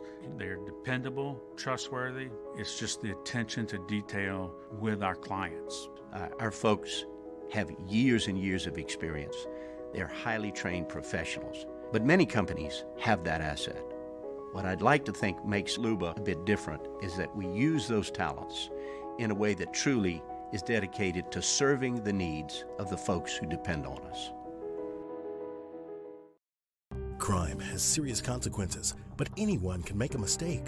If you find yourself in trouble with the law, know that you have rights, and it's okay to demand them. The law offices of O.C. Brown are here to protect you and your rights. Felony or misdemeanor, DUI or drug charge. No matter what crime you're accused of, you still have rights. Let the law offices of O.C. Brown uphold them. Call 225-343-1111. Your law firm for a lifetime. There's nothing better than tailgating, but it can be a lot of work. So why do it yourself when you don't have to? Let Revelry Sports and Entertainment set up your luxury tailgate on campus. Order what you want and just show up to party. Charles Hannigrove, join us for the next edition of Handy Time. Michael Cobble from WBRZ Channel 2 joins us. We're talking a little LSU and the Saints. Handy Time, noon weekdays on 104.5 ESPN Baton Rouge.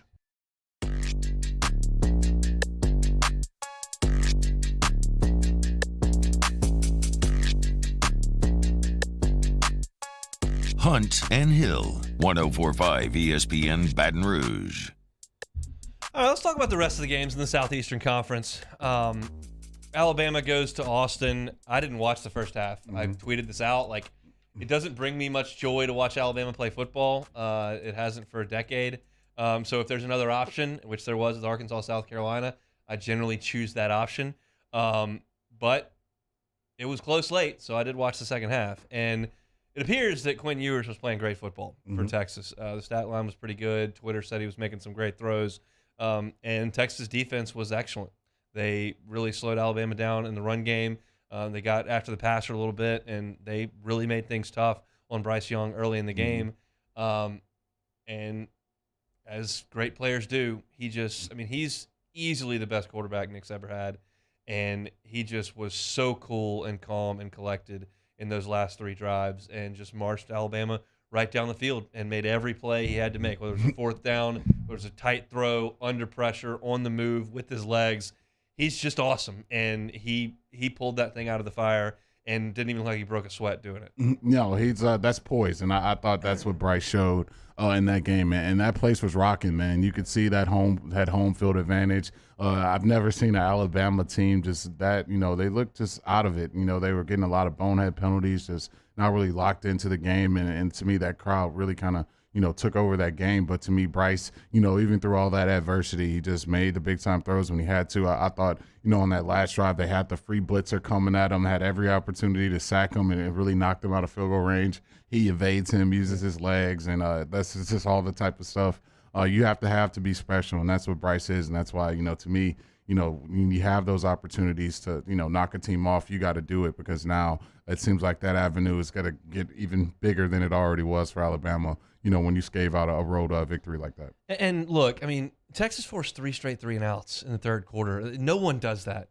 to this Alabama offense. And really outside of the one big, long touchdown run, Bama couldn't even really move the ball on Texas, which was shocking to see.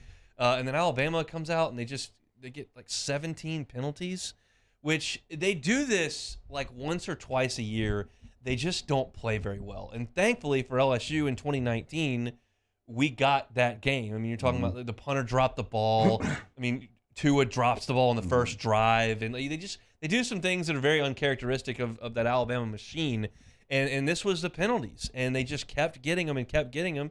And Texas did the best they could trying to capitalize with the backup quarterback Hudson Card in there, and he was hurt, gimping around all the time. They couldn't get Bijan going, which that Alabama defense is really, really tough. And inevitably, I tweeted this out. Texas got a really nice introduction to the SEC. This is how a lot of team seasons go. You sell the place out. You get fired up for Bama. The environment's incredible. Your team plays really, really hard, and they still beat you. Yeah, I'm still thinking about that Yeldon screen. It just happens, man. It just happens right down to the wire. But, yeah, that's why they're Alabama, man. And when you do get these opportunities, even last year when we played them, you play them tight, you play them close, you get them down to the wire, and then they somehow – find a way to scave out with the win. And sometimes, it kind of reminds me of LSU in 19, that Texas game where you got to go, 3rd and 17, you got to fight for your life, and you don't really think it's Texas as an all-world team, a top team in the country, but you're playing them down to the wire, and sometimes you just got to win those games and advance to the next week, and that's what Alabama did again. Speaking of Arkansas and South Carolina, this was another tweet I sent out on Saturday for those that follow. Arkansas's offense, and I say this in a very complimentary way, it reminds me of a snowplow. It is not flashy. It is pretty slow. It always moves forward. It is methodical, and it is effective. And it's just they run power with Rocket Sanders for 4, and then they run it again for 4, and then they snap it to KJ Jefferson on 3rd and 2, and he runs for 5, and then they throw a little quick screen out on the wing, and Hazleton runs it for 11. And it's just Jefferson's in control of it. Browse is a really good play caller. They're physical at the point of the attack, and South Carolina just could not stop them. They just it was not big Traylon Burke chunk plays that we saw a lot of last year, over the top stuff. No, it's just drive after drive. I mean, Arkansas is good. They're just a good football team. Yeah, no, they are. They're a solid team, and I think anytime KJ goes 18 for 21, he's not throwing any incomplete passes. He's as efficient as it gets. Throwing out in the flat. It's just high percentage stuff. Yeah, it's just tough to stop when you're that efficient. His QBR is 83, so that means he's just playing out of his mind. And I think anytime you rush for almost 300 yards on anybody, things are going well in your favor. And I think for Arkansas, that's a team you're going to have to look out for, especially in the SEC. I think KJ's figured it out. He's a huge load anytime you try to bring that big kid down on the ground. And so, yeah, I think you got to look out for Arkansas. They're a team they're going to be reckoned with in the SEC. Everybody was loving the Gators after 1 week against Utah, and then Kentucky came down there, and they just kind of took it to them. And Anthony Richardson was just out of sorts from start to finish. He finished the game 14 of 35 for 143 yards through 2 picks. The one pick that the kid catches at the line of scrimmage was just a ridiculous play by the Kentucky defender. Not necessarily a terrible play on Richardson's part, but it ends up being a pick 6. Kentucky just went down there and Kentucky'd it up. They played an ugly, nasty game. They were physical. They played great defense. They got a couple turnovers, and they did enough to get the win down there. They've now beaten Florida 3 out of the last 5, and hadn't done it for 41 years before that. But 26-16 the final. Your thoughts on Mark Stoops' Kentucky team? Yeah, that was a big-time win for them. And I think especially without Rodriguez out there, I thought for me that would have made it very, very difficult for them to go in that environment and win the game. But, that's kind of the Richardson I thought going into the season. Obviously, that was a big-time game he played against Utah, but the brand of football he played against Kentucky is kind of what I thought would be what this Florida team looked like for most of the season, especially when you look at the weapons they have on the outside. Richardson's really consistent ability to make accurate passes down the field. And I thought, the biggest takeaway from this game is Kentucky holding Richardson to 4 yards rushing. Yeah. When you shut him down, you take his legs away. And then obviously you kind of saw him when he's forced to be a passer. I thought Kentucky gave you the blueprint on how to slow this Florida offense down.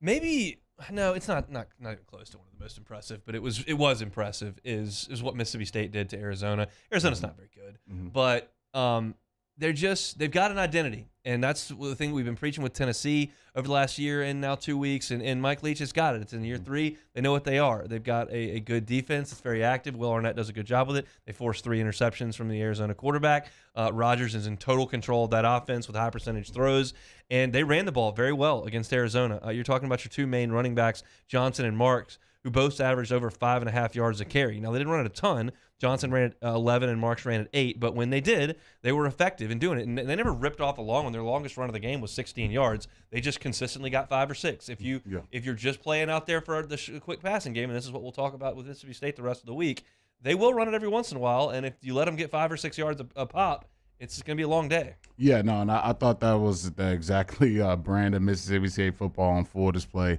What they did to Arizona, Rodgers just got to get the ball out quick. They're going to, be annoying. That's just probably a really annoying offense to go against because they spread it around. They get the ball out quick, and it's really hard to get rhythm as a defense. And to me, I'm not going to give them too much credit for beating Arizona. That was a team that just last year was hosting tryouts for regular students to come help their football team. Yes. So I think they got a long ways to go. And their quarterback, quite frankly, he's just not very good. His QBR was 3. So it's just, That's not good. I don't know how the metrics go in QBR, but 3 is bad. Yes, 3 is definitely bad. I don't think you can get any worse than that. But I think for Mississippi State, that's exactly what you expect for that offense. They're going to, spread it around, be efficient, do it against a bad Arizona team. But I'm kind of excited to see how they kind of do that against LSU. I think this will be a big-time SEC matchup.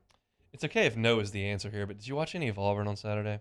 I did not, actually. I saw the score was pretty close early on. Good. And then I saw some highlights, but didn't watch most of it. 24-16 against San Jose State is the final. It was ugly. No rhythm in the passing game at all. Finley played the majority of the game. Ashford came in. They ran it a little bit. Bigsby ripped off a 19-yarder, but it was a slog against San Jose State, and it's just not a lot of juice there. I mean, you go into the half down 10-7 to San Jose State. It's just not good offense. No, not good offense at all. And anytime to me, you're hearing about a quarterback changes against San Jose State, that's not good. And that's kind of my biggest concern for this Auburn team going into the season was their quarterback position. And now you hear the infamous Zach Calzada not even in the fold at all. I mean, you're leaving starting jobs to go just ride the bench. In this college football world, man, it's wacky. But, I mean, I'm not complaining at all. Anytime TJ Finley's got to have a 13 for 20 and they got Ashford, he's not really doing much either. I'm all for that, man. So, yeah, let's continue to see this Auburn offense, flying low just like they are right now. We were just talking about this off the air, but I'm telling you, you look at LSU's already lost a game. We'll see what happens on Saturday with LSU playing a conference game. But Auburn's got Penn State, which is going to be tough. They didn't look very good at all against San Jose State. And you start thinking about what the TV networks are going to do, and I'm looking at the slate for Week 5 when LSU goes to Auburn. I mean, you tell me what's more attractive to a television audience, LSU Auburn or Alabama Arkansas? That's not even close. It's Alabama 100%. Arkansas. Kentucky and Ole Miss. Those teams are in better shape. Yeah, both ranked.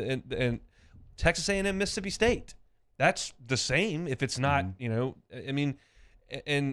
Georgia, Missouri doesn't do anything for anybody unless you just want to watch the number 1 team in the country. But I could see LSU and Auburn being an 11 a.m. kick. I mean, CBS is going to take Alabama, Arkansas, and then I think primetime ESPN, which is next, LSU Auburn certainly a bigger brand name matchup, but if you're talking about ranked teams in Kentucky and Ole Miss, in Oxford, sounds better to me. Yeah, I'm sure Hanny would know this off the top of the head, but when is the last time LSU Auburn played at 11? Like that, I would have to think about this one because I really can't think of it off the top of my head. It's been, I can't think of an 11 o'clock. That would be rare air, but yeah, I think it's very on the table. Especially when you kind of look at the teams and where everyone's ranked and just where the programs are and what's going to be on the slate that day. Yeah, I think you could very much well see a LSU Auburn game at 11. Nothing else of significant note in Southeastern Conference play other than Tennessee beating Pittsburgh in overtime 34-27. That Pittsburgh team is pretty good. Keaton Slovis can play. He's going to be a pro. They reload. You lose a Blitnikoff Award winner and a quarterback who was potentially going to start in the NFL. You figure a team like Pittsburgh would take a big step back. They didn't, but Josh Heupel's team found a way to go up there and get it done. Yeah, no. Anytime you're in a hostile environment like that, that was a big time home opportunity for Pitt to beat a big time ranked team. And I thought for Hendon Hooker, he played how you're supposed to play on the road. That was a big time performance by him. Made all the big time throws when he had to have them. Didn't turn the ball over. Had a great QBR, and that's why a lot of people are very, very high on Tennessee. They got that high flying offense. It's going to be very, very tough to slow down, and you got a quarterback that's going to make big time throws. And so you got to give your credit to Tennessee for getting that big time win. Probably a little bit of a rough night of sleep, if any, for Coach Drinkwitz on Saturday night. Final score 40-12 up there in Manhattan. Yeah, man. Eli, man. Not good. Yeah, not Deuce very. Vaughn, 145 yards and 2 touchdowns. We know that kid can play.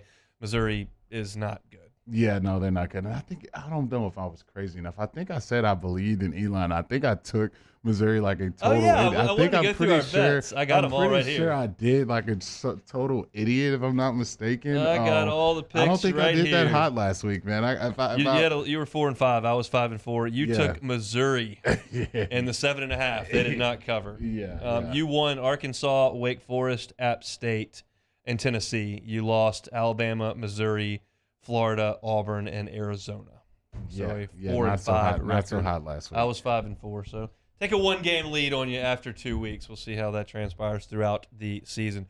Take a time out. Come back, talk NFL. It's Hunt and Hill. 104.5 ESPN Baton Rouge with Hunt and Hill. LWCC is Louisiana Loyal. They are celebrating and elevating champions of Louisiana every day here on Hunt and Hill. This month, we are telling you about Metamore. Yeah, Metamore, an institute dedicated to the study and treatment of metabolic disease and obesity, has been celebrated by LWCC as a champion of Louisiana. Located in Baton Rouge and on the campus of Pennington Biomedical, Metamore is a one-of-a-kind facility joining science, clinical research, and variety of treatment modalities under a single roof to create a world-class institute. It is truly world-class over there at Pennington, and they are making a massive difference.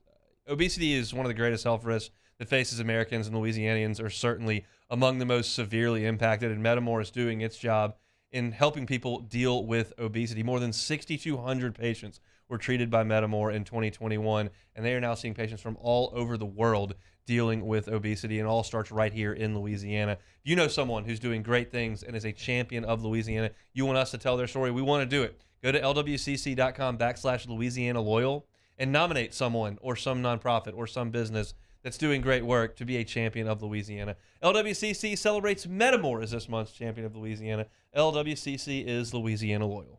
In times of need, get a full list of phone numbers, websites, and other important emergency information on the Demco Stormwatch page at 1045ESPN.com.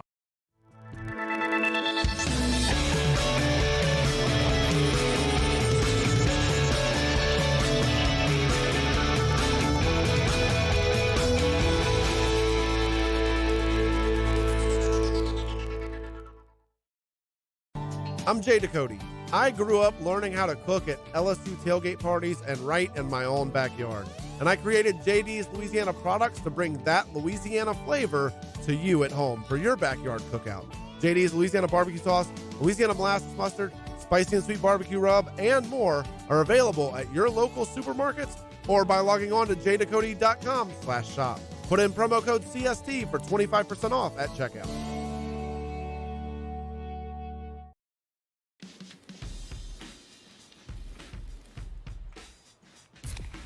Light beer shouldn't taste like water.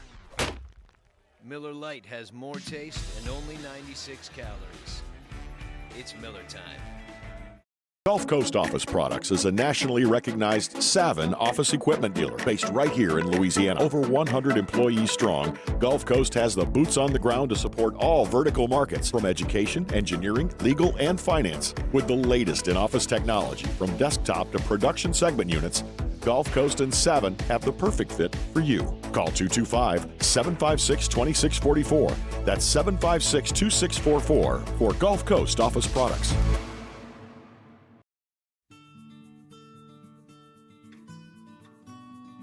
This is a house call. This is a follow-up appointment. This is a diabetes checkup. This isn't just more convenient care, it's more advanced care. This is innovating healthcare at Louisiana's #1 hospital, Ochsner. I've been doing business with Luba for 25 years. They're dependable, trustworthy. It's just the attention to detail with our clients. Our folks have years and years of experience.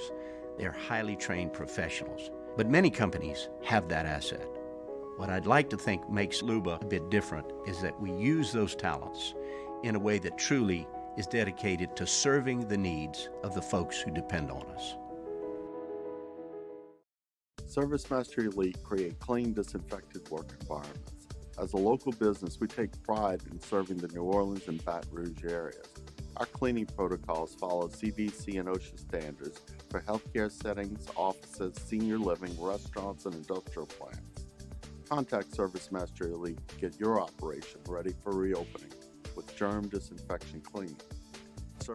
Moscona inviting you to join us for Monday's AFR, presented by Relief Windows. We'll recap LSU Southern, Saints, Falcons. Cole Kubelik from the SEC Network will join us. Hopefully you join us as well. 3 to 6, 104.5 ESPN Baton Rouge.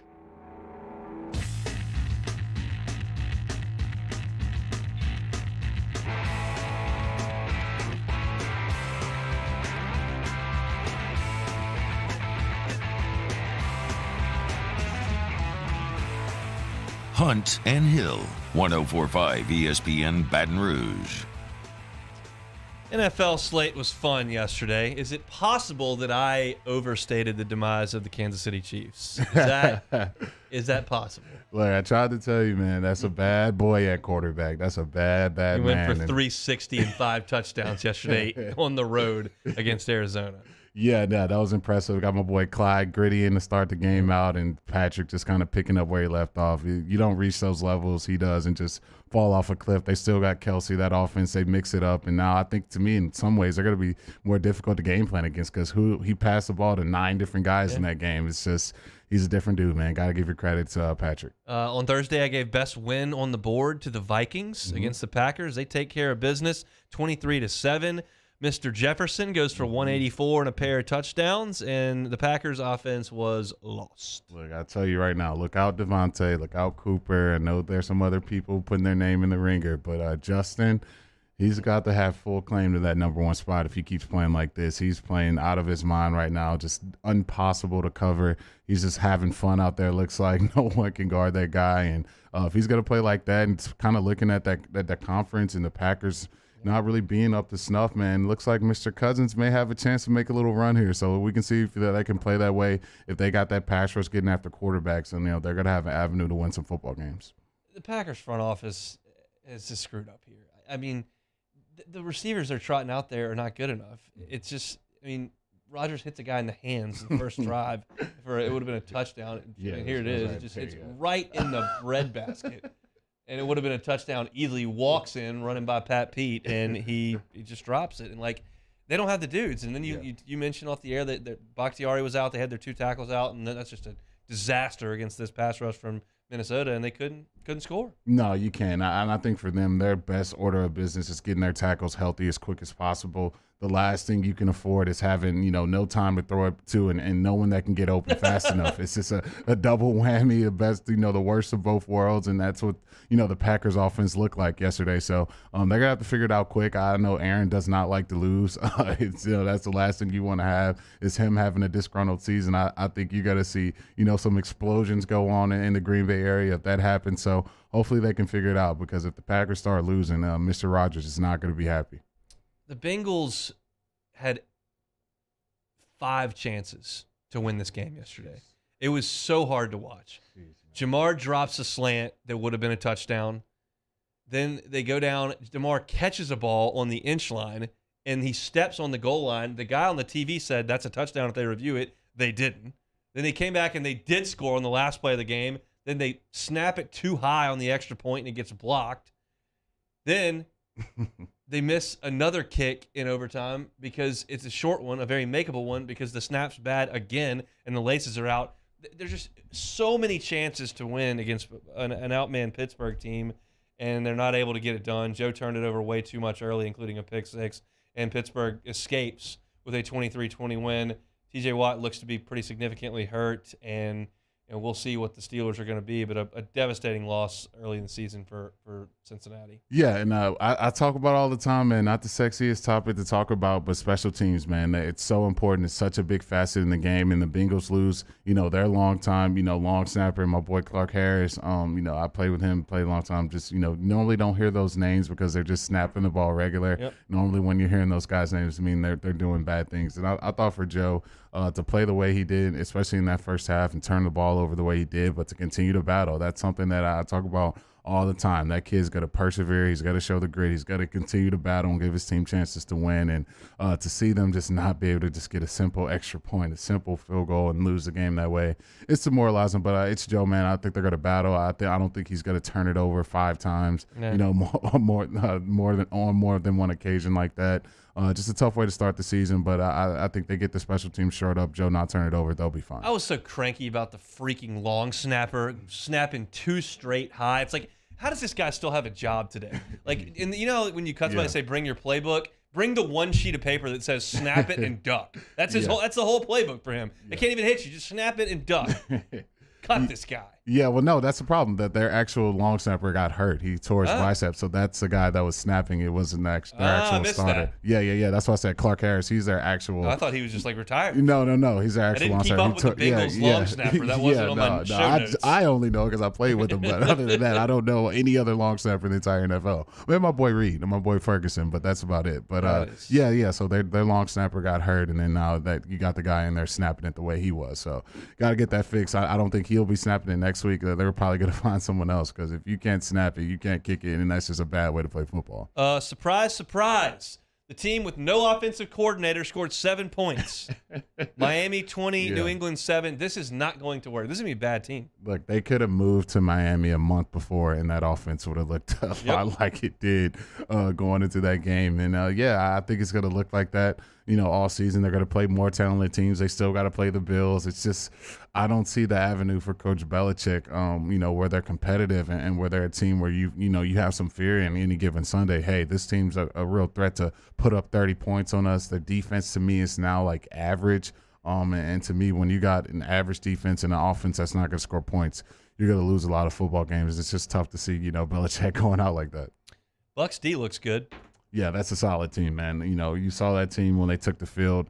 See Tom throwing lasers out there. You see that defense getting after quarterbacks. That's a really solid football team. And I think, even with all the concerns on the offensive line, you saw that offensive line just really not play well at all. You saw them really kind of struggle in the red zone. But with 12s back there and that defense is playing, and Devin White, that dude's a baller. You see that team as solid as they are. They're going to be extremely competitive for the whole season.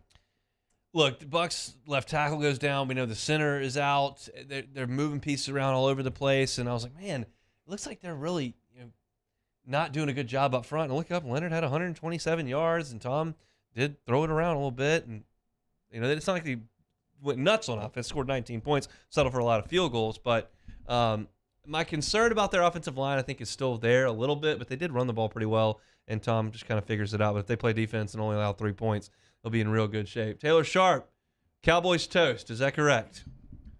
Oh, yeah, that's correct. Okay. 100%. Dak out for 2 months. Look, honestly, I feel bad for Dak. He was awful yesterday, even before that injury. He's trying to throw back shoulder throws and chunking it into the third row of the stands. I still have no idea why they paid that guy $40 million. But, yeah, they don't have a backup plan. But the week leading up to the first preseason game, he was the only quarterback on the active roster. So, I mean, now it's just him and Cooper Rush. They got issues. Cooper Rush. Well, Sean Payton will be there shortly. So just sit tight and give it a couple years. He'll do Cowherd's show for a couple times a week, and then about Thanksgiving, they'll move on from Mike McCarthy, and they'll get Sean Payton. That'll be how that goes. That seems almost inevitable at this point. Any other NFL games stand out to you? Chargers got a nice win over the Raiders. Yeah. Titans gag a field goal late, and the Giants beat them in Nashville. The Jaguars still can't hold a lead. They're not any good. Anything pop out to you? Look, I told you I'm never betting on Ryan Tannehill, and he lost to Danny Dimes. Imagine if someone put that as their survivor. Like, the Giants stink. The Titans made the playoffs. Yeah, that should be an easy home win. And yeah, Ryan Tannehill loses to Danny Dimes at home. So no more A&M flavor ever from me. Never gonna get me betting on an A&M guy. And yeah, you saw that on full display. Let's close up shop here with some take it or leave it. It's Hunt and Hill. This is Hunt and Hill on 104.5 ESPN Baton Rouge. This week on DropBiscuit.com or wherever you listen to podcasts is our new series, Pops, the Louis Armstrong story. Pops is brought to you by New Orleans & Company. Check out NewOrleans.com and come visit New Orleans.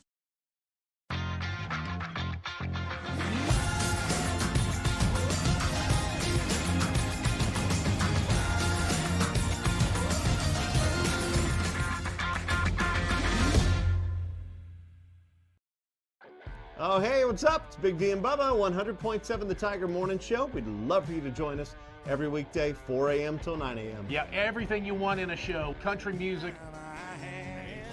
We got laughs. We got celebrity in-studio guests.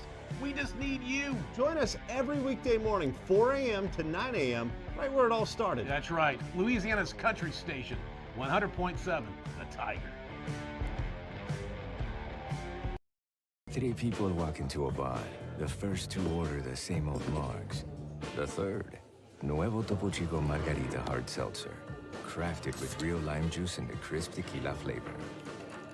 Topo Chico Margarita Hard Seltzer. This isn't just another day. It's so much more. Kelly's life was put on hold when her auctioneer primary care doctor discovered a rare blood disorder. Her doctor connected her to an auctioneer care team of cancer, heart, and kidney specialists. With multiple primary care locations around Baton Rouge, same-day appointments, and online scheduling, we're relentless about keeping you healthy. Auctioneer Baton Rouge, innovating healthcare for Kelly. I've been doing business with Luba for 25 years. They're dependable, trustworthy. It's just the attention to detail with our clients. Our folks have years and years of experience. They're highly trained professionals, but many companies have that asset. What I'd like to think makes Luba a bit different is that we use those talents in a way that truly is dedicated to serving the needs of the folks who depend on us. Crime has serious consequences, but anyone can make a mistake. If you find yourself in trouble with the law, know that you have rights, and it's okay to demand them. The law offices of O.C. Brown are here to protect you and your rights. Felony or misdemeanor, DUI or drug charge. No matter what crime you're accused of, you still have rights. Let the law offices of O.C. Brown uphold them. Call 225-343-1111. Your law firm for a lifetime. Gulf Coast Office Products is a nationally recognized Savin office equipment dealer based right here in Louisiana. Over 100 employees strong, Gulf Coast has the boots on the ground to support all vertical markets, from education, engineering, legal, and finance. With the latest in office technology, from desktop to production segment units, Gulf Coast and Savin have the perfect fit for you. Call 225-756-2644. That's 756-2644 for Gulf Coast Office Products.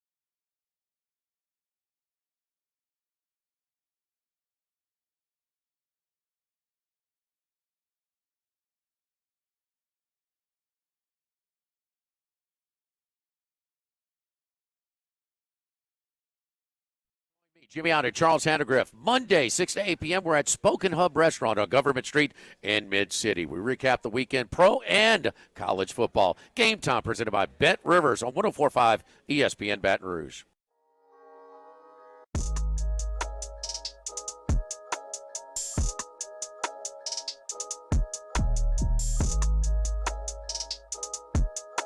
Hunt and Hill, 104.5 ESPN Baton Rouge. Closing up shop here.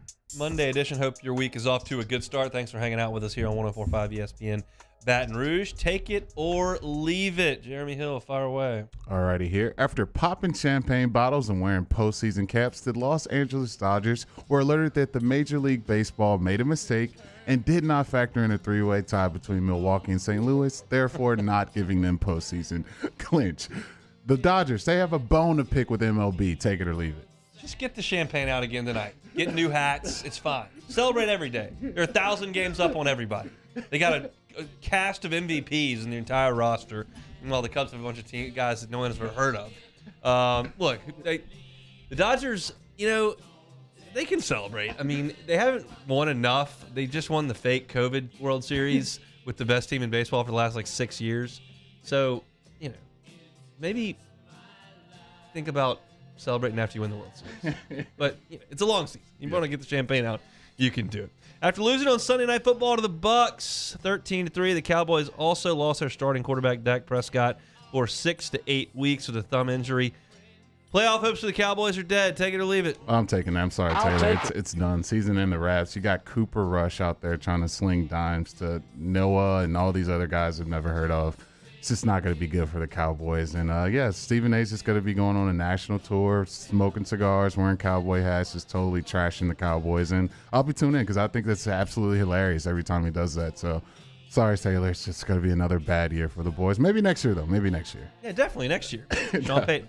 All right, definitely next year. All right, here we go. All right, after starting out the season as a top 10 team in the country, the Notre Dame Fighting Irish, they're looking at 0-2 after suffering a home loss to the Marshall Thundering Herd. Notre Dame is in a rebuild. Take it or leave it. I mean, I'll leave it. They're in a build, I guess. I mean, look, there's a lot of LSU fans that are taking a lot of pleasure in the fact that Notre Dame is off to a terrible start under Marcus Freeman. They're 0-2. They lost the bowl game when he was there too. I don't give a rip about Notre Dame. I don't care. But if that's something that you enjoy, I'm not going to take away your joy. I got too much to worry about over in College Station. Too much laughing. Too much reading. I got too much going on over there to deal with what's going on in South Bend. But fact of the matter is, they hired a guy with no head coaching experience. Yeah, he dresses really well and he does cool videos. But Brian Kelly won a lot of games there. So I mean, it's we'll see. But shouldn't be losing to Marshall very often. Not at all. The Texas A&M Aggies, they stink. Take it or leave it. Yes, I'm taking this. This is the easiest take it or leave it we've ever done. We've been on the air over a year now. This may actually be the easiest take it or leave it we have ever done on the show. Does Texas A&M stink? Yes. They suck. They lost to Appalachian State. Man, it's pitiful that we laugh this much, but what are you gonna do? I can't help it. I've admitted fully that they live rent-free in my brain. I spend way too much mental capacity worrying about the failure of their program. I shouldn't do it. I should move on with my life, maybe spend some time with my son, enjoy my wife, maybe learn to cook something new. Instead, I'm sitting at my kitchen table at 2 o'clock in the morning watching Texags videos. What are you going to do? I love it, man. I love it. It's just, if they weren't ranked so high, I think it wouldn't be as funny. But when you just put them at 5, put them at 6, yeah, they're here. They're the best team in the country. Got a lot of good recruits. Yeah, and then you lose to App State. It just makes it just so much more funny. So, look, I'll tell Texas A&M one thing. Look, leave Jimbo as the head coach. He's a $100 million man, national championship winning coach, Heisman quarterback whisperer. Leave Haynes King in there. He's a 5-star quarterback. And try out there every Saturday for A&M. Just do it. Yeah, I love it. Oh, man. Not great. So this is big poll question of the day here on Hunt and Hill. We didn't leave my fate up to a Twitter poll, did we? No, I think so. I know. Let's see what the poll says. It says if you tie an NFL survivor, do you move on? I picked the Colts on Thursday. They tied. 63% said no. You do not go on. 37% say that you do go on. In my league that I'm in, I get to keep going. Let's leave them in, Taylor. I think it'll for fun. Because look, the Broncos aren't losing. Let's keep this How thing do you rolling. know? I don't think so. I think Yeah, the we can Seahawks leave him are pretty in, bad. but if Hunt wins, his championship is invalid like the Lakers bubble championship, right? So we're gonna take it. I can see that. I'll put the asterisk next to it with the tie, though. If he wins Survivor, he won Survivor with the tie. leave that in there. All right, I'm in. I looked at the slate for next week. It's still not that easy. NFL is so balanced. Like, it's just, where's my Buffalo versus Jacksonville? Although we played last year and Jacksonville beat them. So it's just, you never know. But all right, I'm in. I'm moving forward to next week. Thanks to Citizens Bank and Trust for our poll question today. We opened the show reaction to LSU and Southern. Had Brian Kelly press conference thoughts in the second segment of the day. Then we transitioned over to the Saints at 1:30 and finished things up talking a little Survivor. Our SEC recap was supposed to be at the top of hour number 2. We just spent 15 minutes making fun of Texas A&M. So if you want to go catch that, you can do it on demand. And then we talked about the SEC at 2:15 and the rest of the NFL at 2:30. Everything's on demand, 1045ESPN.com, Apple Podcasts, Spotify, YouTube. We really appreciate if you subscribe to the YouTube channel. Hit the like button. Those of you in the Bayou 4 chat helps us out, helps generate some, the algorithm pumps into some people's feeds. We got to get people clicking on stuff. So fire away on YouTube if you would. We would certainly appreciate it. Loaded show tomorrow. We'll have Glenn West from Go247 after he does player interviews with the LSU team. We'll have Sharif Ishak of WDSU talking about the Saints. Start looking forward to next weekend. Big one. LSU and Mississippi State and the Saints welcoming in the Buccaneers. So we're in the thick of it, folks, moving forward. Have a great Monday. Jimmy Ott's Game Time, 6 to 8. Matt's going to drive you home next on After Further Review. It's Hunt and Hill.